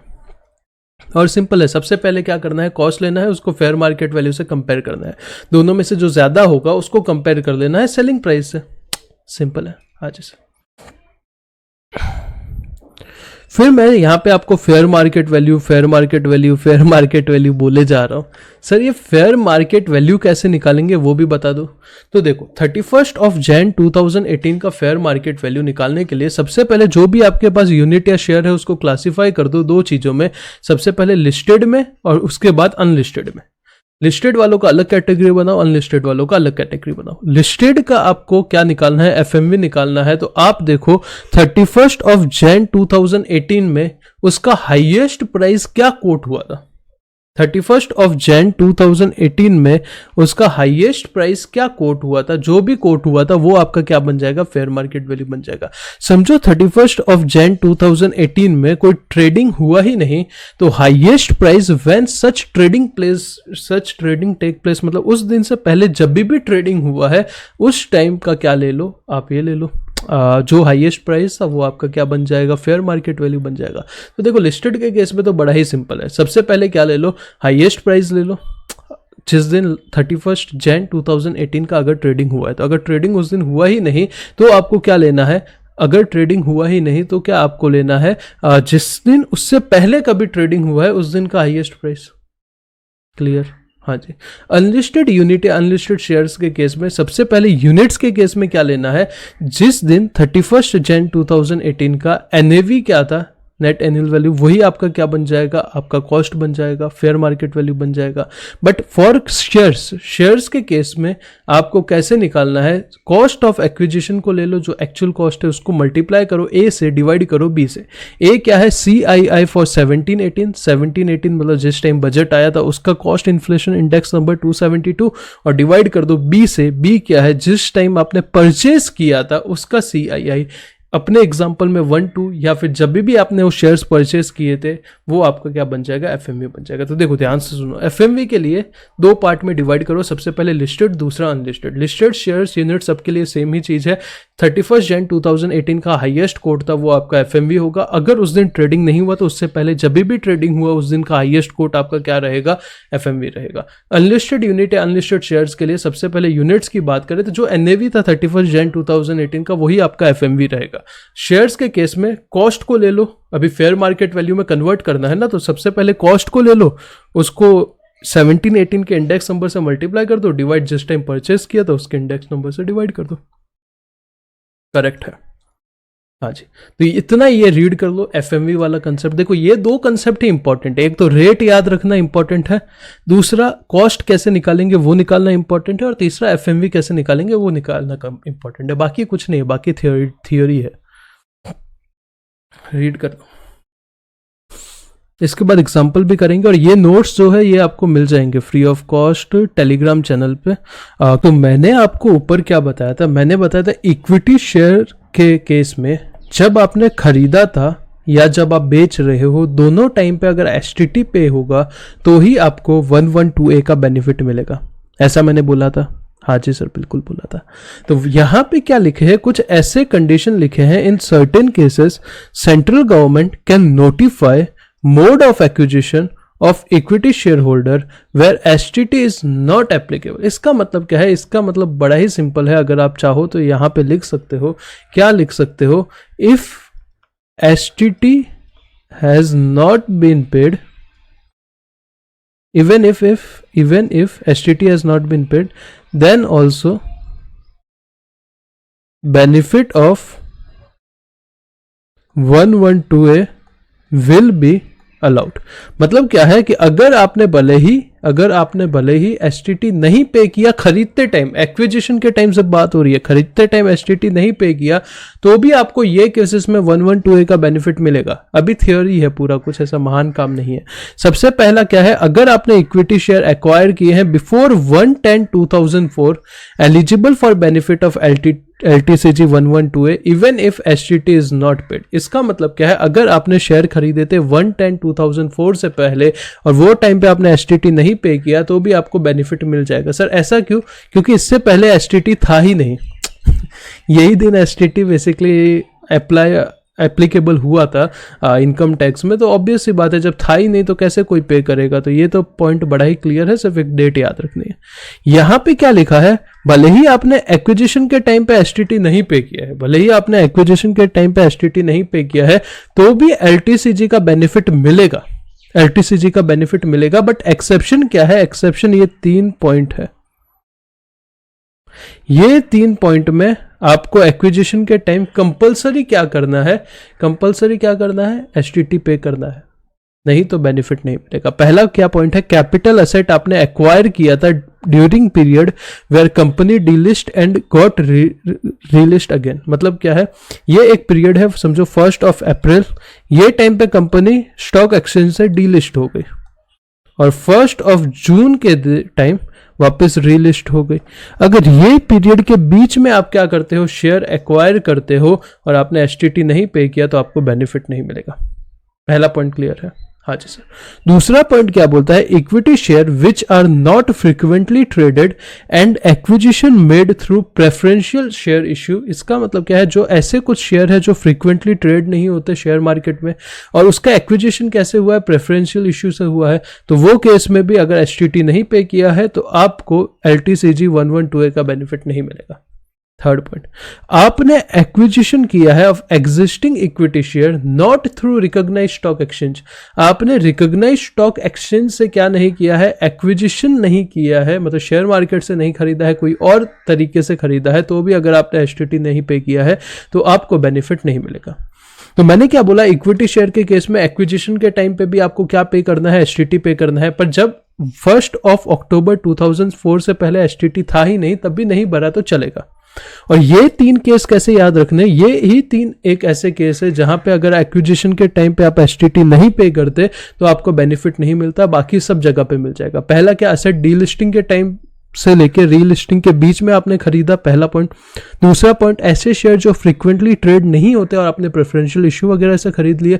और थर्ड, आपने एक्वायर किया है existing equity share not through recognised stock exchange, stock exchange से नहीं खरीदे। अभी 2 पॉइंट जो सेकंड और थर्ड पॉइंट मैंने बताया, frequently traded not frequently traded share वाला, और जो आपने स्टॉक एक्सचेंज से नहीं खरीदे, उसके कुछ एक्सेप्शन है। मतलब भले ही आपने ये वाले केस में एसटीटी नहीं पे किया है, फिर भी आपको क्या मिलेगा, बेनिफिट मिलेगा 112A का। सबसे पहले पॉइंट नंबर 2, मतलब वो वाले शेयर जो फ्रीक्वेंटली स्टॉक एक्सचेंज में ट्रेड नहीं है और प्रेफरेंशियल इश्यू से खरीदे हैं, अगर आपने खरीदे हैं, वो अप्रूव किया है किसने, सुप्रीम कोर्ट ने, हाई कोर्ट ने, एनसीएलटी ने। एनसीएलटी क्या होता है, नेशनल कंपनी लॉ ट्रिब्यूनल, जो भी एक छोटा सा कोर्ट होता है, मतलब 3 कोर्ट ने या फिर आरबीआई ने आपका वो परचेस अप्रूवल किया है और आपने भले ही एसटीटी नहीं पे किया है, तो आपको क्या मिल जाएगा, बेनिफिट मिल जाएगा। दूसरा, आप क्या हो, नॉन रेजिडेंट हो और आपने जो गाइडलाइन एफडीआई की, फॉरेन डायरेक्ट इन्वेस्टमेंट की गाइडलाइन होती है, उसके अकॉर्डिंगली क्या किया है, खरीदा है, तो भी आपको क्या मिल जाएगा, अलाउड हो जाएगा। तीसरा, अगर आप इन्वेस्टमेंट फंड हो तो भी आपको बेनिफिट मिल जाएगा। और चौथा, आप अगर क्वालिफाइड इंस्टीट्यूशनल बायर हो तो भी आपको बेनिफिट मिल जाएगा। Is it clear? हाँ जी। Point is not applicable if acquisition by recognised stock exchange, उसके केस में। तो ऑल पॉइंट जो यहां पे है वो सब कुछ सेम होंगे, और सेकंड एक्सेप्शन यहाँ पे जितने पॉइंट है वो यहाँ पे आएंगे ही। साथ में अगर ईसॉप में आपको शेयर मिलता है, वो तो भाई स्टॉक एक्सचेंज से नहीं होता ना, तो भी आपको एलटीसीजी 112A का बेनिफिट मिलेगा। अगर आपको सेबी के रेगुलेशन के थ्रू कुछ शेयर वगैरह आपने लिए हैं तो भी आपको बेनिफिट मिलेगा। अगर आपको गवर्नमेंट से शेयर मिले हैं तो भी आपको बेनिफिट मिलेगा। या सेक्शन 47 क्या होता है, जो ऐसे कुछ ट्रांजेक्शन होते हैं जो ट्रांसफर नहीं माने जाते। और सेक्शन 50B क्या होता है, स्लम सेल वाला प्रोविजन। तो ये केस में भी आपको क्या बेनिफिट मिलेगा, बिल्कुल मिलेगा। तो सबसे पहले ये देखा कि किस किस केस में बेनिफिट नहीं मिलेगा, फिर उसके एक्सेप्शन भी देख लिए हम लोग ने। क्लियर? ये थियरी है, बस एक बार अच्छे से रीड कर लेना, इनफ। रटने बैठने की जरूरत नहीं, ऊपर वाला रटना है, मतलब समझना है, रटना है, प्रैक्टिकल इंप्लीकेशन करना है, सब कुछ करना है। कॉस्ट ऑफ एक्विजिशन क्या होता है, एफएमवी क्या होता है, वो सब। फिर नोट्स की बात करें तो देखो, सेक्शन 112A में आपको इंडेक्सेशन का बेनिफिट नहीं मिलेगा। फर्स्ट प्रोवाइजो और second proviso of section 48। First proviso क्या होता है, वो टीटीबीआर, टीटीएसआर, नॉन रेजिडेंट के केस वाला। सेकेंड प्रोवाइजो क्या होता है, इंडेक्सेशन होता है। ये आपको 112A में नहीं मिलेगा। कोई तरीके का डिडक्शन आपको अलाउड नहीं होगा 112A की इनकम के सामने, 80C से लेके 80U तक। और जो 87A का रिबेट होता था, सेक्शन 87A का, वो भी आपको यहाँ पे LTCG 112A के सामने नहीं मिलेगा। फर्स्ट इंडेक्सेशन नहीं मिलेगा, डिडक्शन नहीं मिलेगा, रिबेट नहीं मिलेगा। Is it clear? हाँ जी सर। तो अभी तक मैंने 112A में आपको क्या कराया, वापस रिवाइज कर लेते हैं। फिर एक छोटा सा क्वेश्चन है, वो भी हम क्या करते हैं, साथ में सॉल्व कर लेते हैं। सबसे पहले कौन कौन से कैपिटल असेट बेचोगे? सबसे पहले तो लॉन्ग टर्म होना चाहिए। कौन कौन से capital asset? Equity share, equity oriented unit या यूनिट का, बिजनेस ट्रस्ट का यूनिट बेचोगे तो LTCG 112A अट्रैक्ट होगा। रेट क्या होगा, 1 लाख के ऊपर 10%। एग्जाम्पल दिया हुआ है। कंडीशन क्या होनी चाहिए, बाकी सबके केस में बेचने के टाइम पे क्या होना चाहिए, एसटीटी पे होना चाहिए। और इक्विटी शेयर के केस में दोनों खरीदने बेचते टाइम क्या होना चाहिए, आपका पे होना चाहिए एसटीटी। फिर कंप्यूटेशन में क्या यहाँ पे समझाने की कोशिश थी, ये समझाने की कोशिश थी कि कॉस्ट ऑफ एक्विजिशन कैसे निकलेगा। तो बड़ा ही सिंपल है। सबसे पहले कॉस्ट ले लो और एफएमवी ले लो, दोनों में से ज्यादा है उसको साइड रखो, उसको कंपेयर करो सेलिंग प्राइस से, दोनों में से लोअर है वो आपका क्या आ जाएगा, कॉस्ट आ जाएगा। फेयर मार्केट वैल्यू क्या होगा, लिस्टेड शेयर्स के केस में और यूनिट के केस में 31 जनवरी 2018 में जो हाईएस्ट प्राइस था वही आपका क्या हो जाएगा, हाईएस्ट कोड जो था वही आपका क्या हो जाएगा, फेयर मार्केट वैल्यू हो जाएगा। अगर उस दिन ट्रेडिंग नहीं हुआ तो उससे पहले जब हुआ था वो वाला ले लो। अनलिस्टेड यूनिट या अनलिस्टेड शेयर्स के केस में क्या होगा, यूनिट के केस में 31 जनवरी का एनएवी ले लो और शेयर्स के केस में कॉस्ट लो, उसको मल्टीप्लाई करो 1718 के इंडेक्स नंबर से, डिवाइड करो। डिवाइड किससे करना है, बी से करना है, परचेस जिस टाइम परचेस किया था उसके इंडेक्स नंबर से। फिर ये थियोरेटिकल कुछ चीज़ें मैंने बता दी जो कि आप रीड कर सकते हो। अभी एक दो एग्जाम्पल पे आते हैं। एक एग्जाम्पल अच्छा सा यहाँ पे मैंने मॉड्यूल से ही लिया है, जो लिखा हुआ है इसको क्या करते हैं, सॉल्व करते हैं। जो एग्जाम्पल है इसमें 4 क्वेश्चन है अलग अलग। ये क्वेश्चन 1 मिस्टर ए का, क्वेश्चन 2 मिस्टर बी का, क्वेश्चन 3 मिस्टर सी का और क्वेश्चन 4 मिस्टर डी का। सबसे पहले क्वेश्चन नंबर ए में आते हैं। क्वेश्चन नंबर ए में मिस्टर ए है जिनका एज है 45 ईयर्स, इंडिया का रेजिडेंट है, तो इसका बेसिक एग्जम्पशन क्या हो जाएगा, 2.5 लाख हो जाएगा। करेक्ट है। Total income other than long term capital gain कितना है, 2,40,000 है। करेक्ट है। मतलब लॉन्ग टर्म कैपिटल गेन को छोड़ के बाकी इनकम जैसे इंटरेस्ट का इनकम, सैलरी का इनकम, जो भी मानो 2,40,000 है। लॉन्ग टर्म कैपिटल गेन 15,000 रुपए है, 15,000 है। देखो यहाँ पे 10 बेसिक एग्जम्पशन 2,50,000 है। आपका total income other than long term capital gain कितना है, 2,40,000 है। मतलब 10,000 रुपया क्या हो रहा है, एग्जॉस्ट नहीं हो पा रहा है, तो यहाँ पे 10,000 क्या हो जाएगा, एडजस्ट हो जाएगा। ऐसा हमने लास्ट लेक्चर में सीखा था। हाँ जी सर। तो देखो, और सेल क्या किया है, लॉन्ग टर्म कैपिटल गेन के लिए कोई वैकेंट की जगह, खाली जगह पड़ी थी, वो बेची है। तो देखो 2,40,000 कोई टैक्स नहीं, यहां से 10,000 तक कोई टैक्स नहीं। जो 5,000 रुपीज रिमेनिंग बचा उस पर 20% टैक्स लग जाएगा। 20% क्यों टैक्स लगेगा, सेक्शन 112A के हिसाब से। 112A के हिसाब से नहीं, 112 के हिसाब से। 112A तो आज हमने सीखा, वो सिर्फ 3 कैपिटल एसेट पे ही लगता है। उसके अलावा जितने भी कैपिटल एसेट है, जगह बेची, बिल्डिंग बेची, वो सब के लिए 112 लगता है। तो उसमें टैक्स रेट कितना है, 20% है। तो 5,000 का 20% 1,000 रुपया होगा। इसमें से रिबेट मिल जाएगा 1,000 रुपीज 87A का, जो कि रेजिडेंट को मिलता है, तो नील हो जाएगा टैक्स। करेक्ट है। क्वेश्चन नंबर 2 पे आते हैं। मिसेस बी जिनका एज है 62 ईयर्स और वो नॉन रेजिडेंट है। अगर आप नॉन रेजिडेंट हो और आपका एज 60 साल से ऊपर है तो क्या आप सीनियर सिटीजन हो, नहीं हो, क्योंकि सीनियर सिटीजन के लिए आपको रेजिडेंट भी होना जरूरी है। तो यहां पे स्लैब क्या रहेगा, 2.50 लाख रहेगा। करेक्ट है। टोटल इनकम कितना है, 2,80,000 है। एलटीसीजी क्या है, लिस्टेड इक्विटी शेयर, जिसपे एसटीटी पे किया है, ऐसे शेयर बेचे हैं, तो ये 112A में आ जाएगा। आज ही हम लोग ने सीखा। तो 10,000 तक तो कोई टैक्स ही नहीं लगता, मतलब 1 लाख तक तो कोई टैक्स ही नहीं लगता, तो ये नील, यहाँ पे टैक्स नहीं लगेगा। 2,80,000 इनकम है, 2,50,000 तक कोई टैक्स नहीं लगता, तो 30,000 के ऊपर 5% के हिसाब से टैक्स लग जाएगा। कितना आएगा, 1,500 आएगा plus 4% health and education cess. यहाँ पे रिबेट नहीं मिलेगा 87A का, क्योंकि ये नॉन रेजिडेंट है।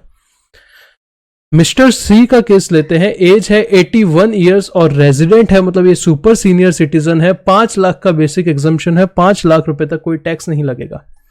5,90,000 पूरा इनकम है और 60,000 रुपीज कौन सा इनकम है, रूरल एग्रीकल्चर लैंड को ट्रांसफर करने से। Rural agriculture land capital asset ही नहीं माना जाता, तो यहां पे भी टैक्स नहीं लगेगा कैपिटल गेन, तो यहां पे नहीं लगेगा। 5,90,000 में से 5 लाख रिड्यूस कर दो, जो 90,000 बचा उसके ऊपर कितना टैक्स लगेगा, 20% टैक्स लग जाएगा। तो 18,000 प्लस हेल्थ एंड एजुकेशन से 4%।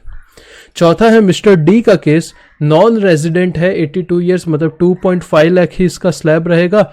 4,80,000 रुपया, 4,80,000 रुपीज इसका क्या माना जाएगा, total income other than long term capital gain 4,80,000 है। तो भाई बड़ा ही सिंपल है, इसमें से 2.5 लाख रिड्यूस कर दो, जो 1,30,000 बचता है उसके ऊपर 5% के हिसाब से टैक्स लगा दो। तो होप सो समझा रहेगा। एक बार ये आंसर देख लीजिए पॉज करके, और अगर वीडियो अच्छा लगा है तो आप लाइक वगैरह कर सकते हो। अगर आपको क्लास बाय करना है तो नीचे डिस्क्रिप्शन में मैं क्या दे देता हूँ, नंबर वगैरह दे देता हूँ, जहाँ पे आप मेरे से बात कर सकते हो। वेबसाइट का लिंक वगैरह दे सकता हूँ, तो वहाँ पे डिस्क्रिप्शन देख लेना। और कोई डाउट है तो आप मुझे इंस्टाग्राम, व्हाट्सएप वगैरह पे पूछ सकते हो। ठीक है, चलो thanks for watching this video. और अपने क्लास वालों का कैपिटल गेन्स ऑलमोस्ट पूरा हो चुका है, 90%। अभी अगले लेक्चर में हर एक क्वेश्चन इन डिटेल अच्छे से खत्म करते हैं, और फिर एक चैप्टर के बाद पूरा इनकम टैक्स ही ओवर है। Thanks for watching this video, take care, bye bye.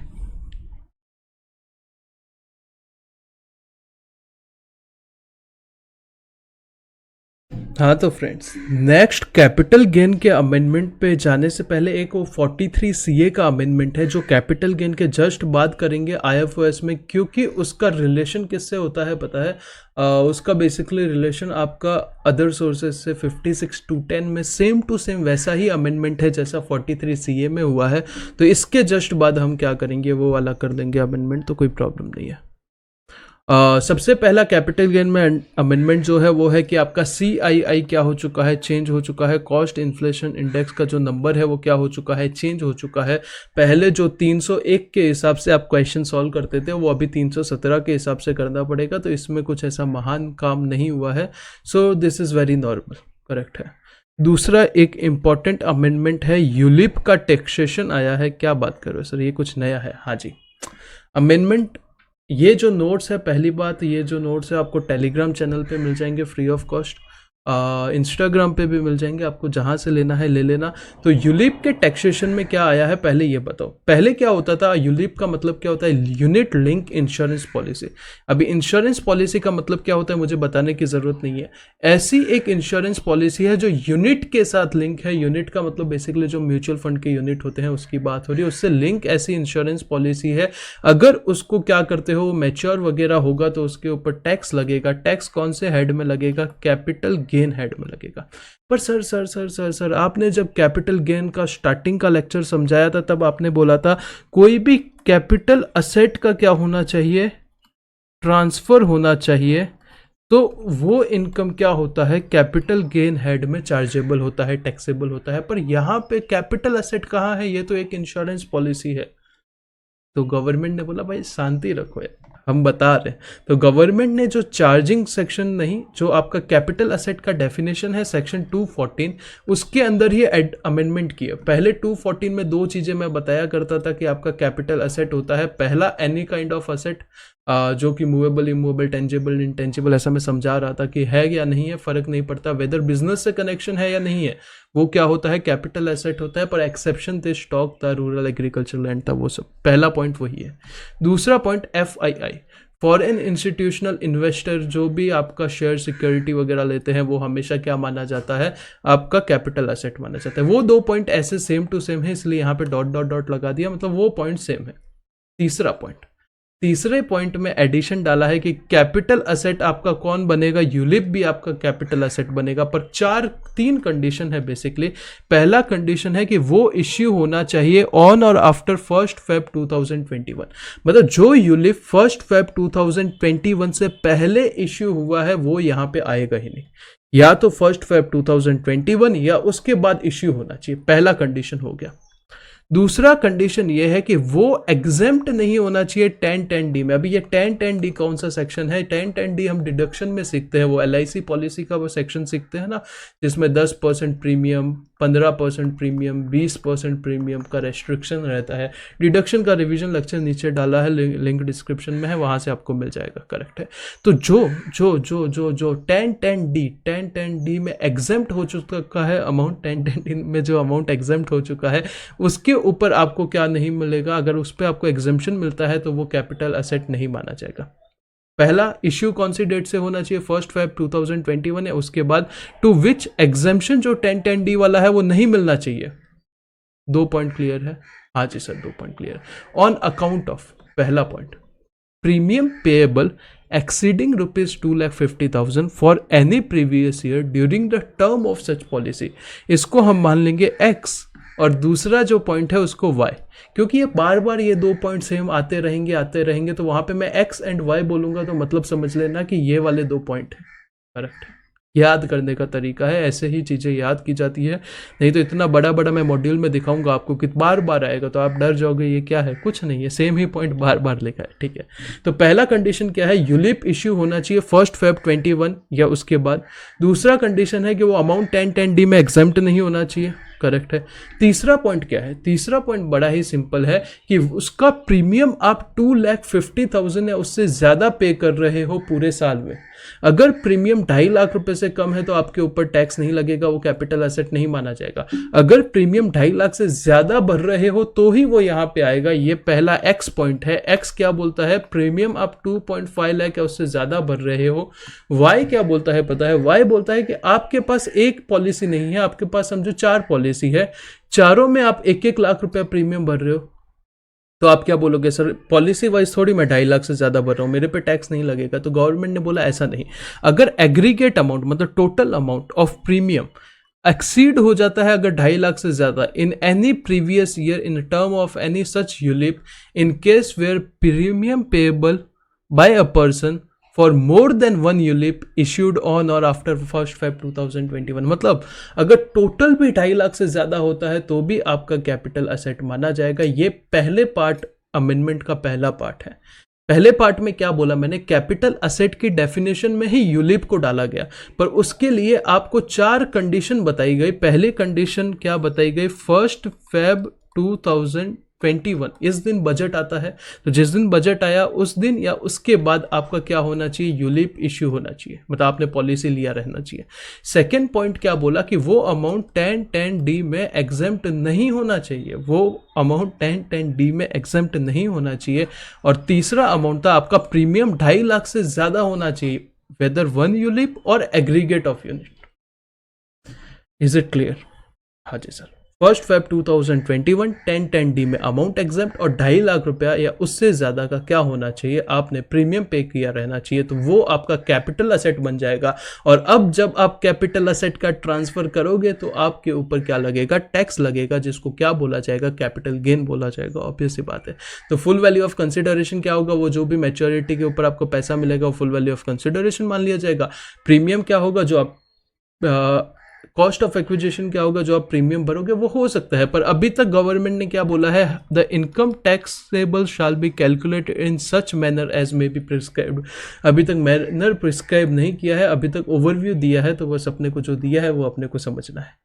Part A समझा? हाँ सर समझा। 3 कंडीशन है, अगर तीनों कंडीशन सेटिस्फाई होती है तो आपका यूलिप कैपिटल एसेट बनेगा। पहला डेट वाला कंडीशन है 1 Feb 2021, दूसरा एग्जेम्पशन वाला 1010D में नहीं आना चाहिए, और तीसरा 2.5 लाख रुपए से ज़्यादा प्रीमियम होना चाहिए। यहाँ तक कोई प्रॉब्लम है? नहीं सर, यहाँ पे क्या प्रॉब्लम है? आगे बढ़ते हैं पार्ट बी में। पार्ट बी में जो यूलिप है उसको क्या कर दिया गया है, इक्विटी ओरिएंटेड फंड बन के अंदर इंक्लूड किया गया है।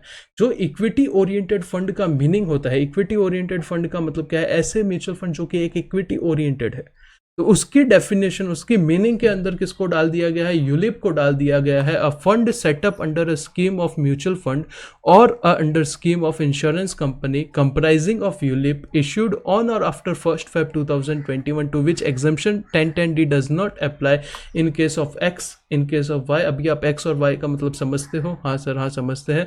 तो इसका मतलब क्या हुआ कि इक्विटी ओरिएंटेड जो फंड है उसमें यूलिप को डाल दिया है। इसका क्या मतलब होगा, जब इसके ऊपर टैक्स लगेगा, अगर ULIP short term capital asset होगा तो 111A में टैक्स लग जाएगा, और अगर लॉन्ग टर्म कैपिटल एसेट होगा तो 112A में टैक्स लग जाएगा। समझेगा? देखो, जो आपका 112A और 111A में टैक्स कब लगता था, कौन कौन से कैपिटल एसेट पे, या तो इक्विटी शेयर्स पे, या इक्विटी ओरिएंटेड फंड पे, या बिजनेस ट्रस्ट के यूनिट पे। तो यूलिप है उसको कहाँ पे डाल दिया है, इक्विटी ओरिएंटेड फंड के अंदर डाल दिया है। मतलब अगर वो अभी शॉर्ट टर्म होगा तो 111A के रेट में 15% से टैक्स लग जाएगा, और अगर लॉन्ग टर्म होगा तो 10% in excess of ₹1 lakh tax लग जाएगा। क्लियर है? हाँ जी सर, यहाँ पे क्लियर है। तो पार्ट 1 भी समझा, पार्ट बी भी समझा। अभी पार्ट सी पे आते हैं। पार्ट सी टैक्सेशन की बात करता है। अगर आपका यूलिप ट्रांसफर करोगे तो सेक्शन 45(1)(b) में क्या लगेगा, टैक्स लगेगा। Where any person receive at any time during previous year, कोई भी तरीके का amount under ULIP issued on or after 1 Feb 2021 to which exemption under section 1010D does not apply or in account of X and Y। मतलब यहाँ तक वो same ही line चिपकाई है जो हर जगह चिपकाई है। तो यहाँ पे सबसे पहला पॉइंट क्या बोला, कोई भी ऐसा प्रॉफिट एंड गेन आएगा जब यूलिप मैच्योर होगा तो वो कहाँ पे टैक्सेबल होगा, कैपिटल गेन हेड में टैक्सेबल होगा, और वो क्या मान लिया जाएगा, डीम कर लिया जाएगा, या मतलब मान लिया जाएगा income of such person for the previous year which amount was received, जिसे पैसा मिला है उसकी इनकम मान ली जाएगी। टैक्स लगाना है तो भाई इनकम तो माननी पड़ेगी, तो यहाँ पे सिर्फ वही लिखा है, इनकम मानी जाएगी, और कौन से हेड में मानी जाएगी, कैपिटल गेन हेड में मानी जाएगी। Is it clear? बस चौथा पार्ट देख लेते हैं। जो 1010D सेक्शन है उसमें एडिशनल कंडीशन कुछ यूलिप के लिए डाली है। पहला जो बेनिफिट ऑफ सेक्शन 1010D है वो एप्लीकेबल नहीं होगा in case of X and Y. X and Y का मतलब देखा ऊपर क्या होता है, हाँ जी sir. Second point, however in case of sum is receive on the death of person, अगर किसी पर्सन के डेथ के केस में पैसा मिलता है तो भले ही वो यूलिप के केस में मिलेगा, मतलब एक्स एंड वाई के केस में मिलेगा, तो 1010D का एग्जम्पशन क्या होगा, अवेलेबल होगा, मतलब डेथ के टाइम पे अवेलेबल होगा, जनरली अवेलेबल नहीं होगा। करेक्ट है।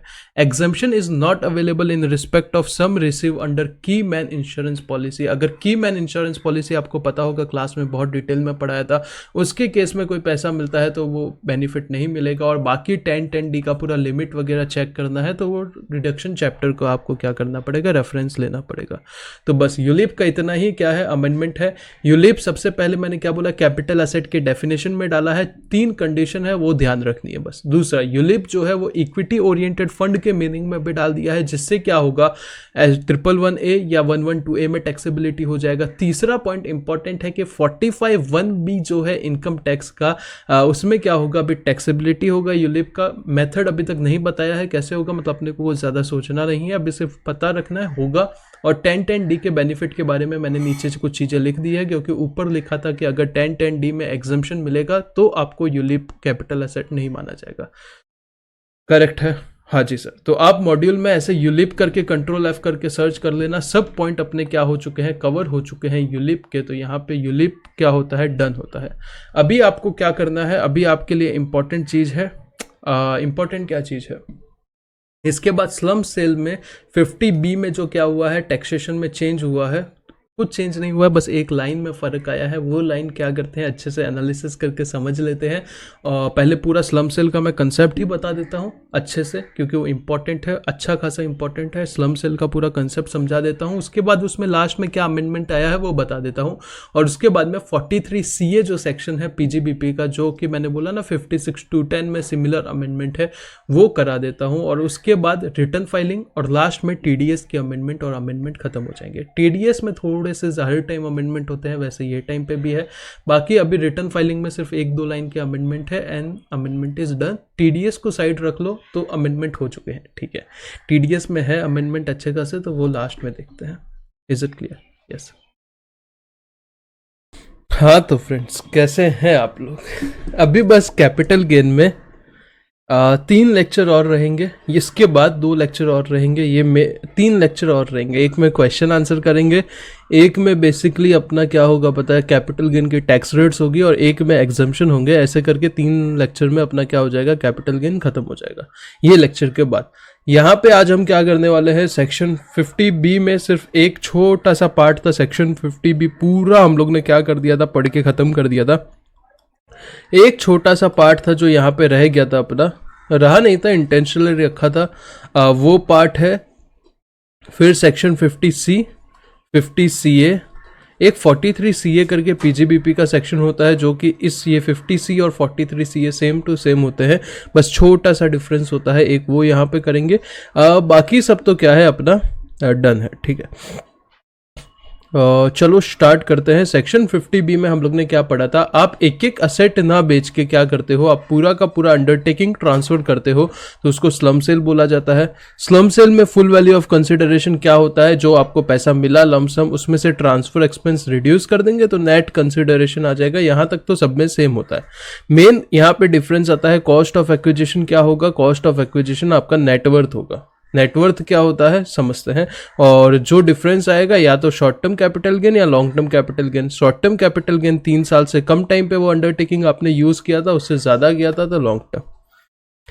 नोट्स की बात करें तो नेटवर्थ का मतलब क्या है, जितना भी आपका असेट का वैल्यू है ले लो, उसमें से लाइबिलिटी का जो वैल्यू है वो रिड्यूस कर दो, तो ये आपका क्या आ गया, नेटवर्थ आ गया। असेट में 2 टाइप के असेट होंगे, डेप्रिशिएबल, नॉन डेप्रिशिएबल। डेप्रिशिएबल के लिए WDV ले लेना है, नॉन डेप्रिशिएबल के लिए क्या ले लेना है, आपका जो बुक वैल्यू है। और लाइबिलिटी के लिए भी आपको क्या लेना है, बुक वैल्यू लेना है। तो यहाँ पे आपका नेटवर्थ आ जाएगा, और अगर नेटवर्थ आ गया तो यही आपका क्या बनेगा, कॉस्ट ऑफ एक्विजिशन।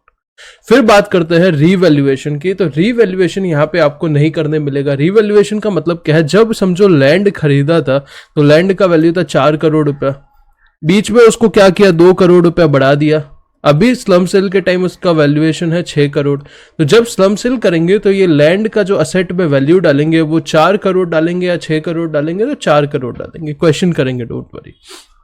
अगर नेटवर्थ जो अंडरटेकिंग का है वो क्या होता है, नेगेटिव आ जाता है, तो कॉस्ट ऑफ एक्विजिशन क्या लिया जाएगा, निल लिया जाएगा। करेक्ट है। यहाँ पे समझो लाइबिलिटी ज्यादा आ गई, असेट कम आ गया, तो नेटवर्थ जो है वो क्या आएगा, नेगेटिव आएगा। अगर ये नेगेटिव आएगा तो अपने को नेगेटिव नहीं डालना है, कॉस्ट ऑफ एक्विजिशन 0 डालना है।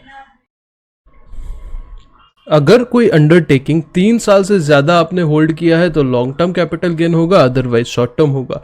इंडेक्सेशन जो है वो अप्लाई ही नहीं होगा 50B में। ये सब कुछ कंसेप्ट सीखे थे। अभी मैं आपको क्या सिखाने वाला हूँ, सिखाना कुछ नहीं है, एक जस्ट क्लैरिफिकेशन है, नया सा इस स्टैट्यूटरी अपडेट में डाला है, आपके मॉड्यूल में भी नहीं रहेगा। मैं बता देता हूँ कहाँ पे इंस्टीट्यूट ने डाला है।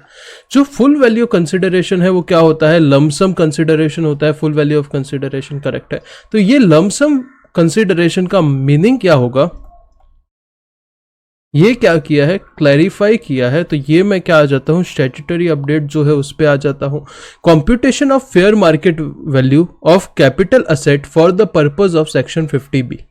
क्या होगा फेयर मार्केट वैल्यू, तो as per section 50B in relation to capital asset being an undertaking और division transferred by way of slump sale, जो fair market value of capital asset as on date of transfer calculated in a prescribed manner, वो क्या माना जाएगा, वो ही आपका full value of consideration माना जाएगा।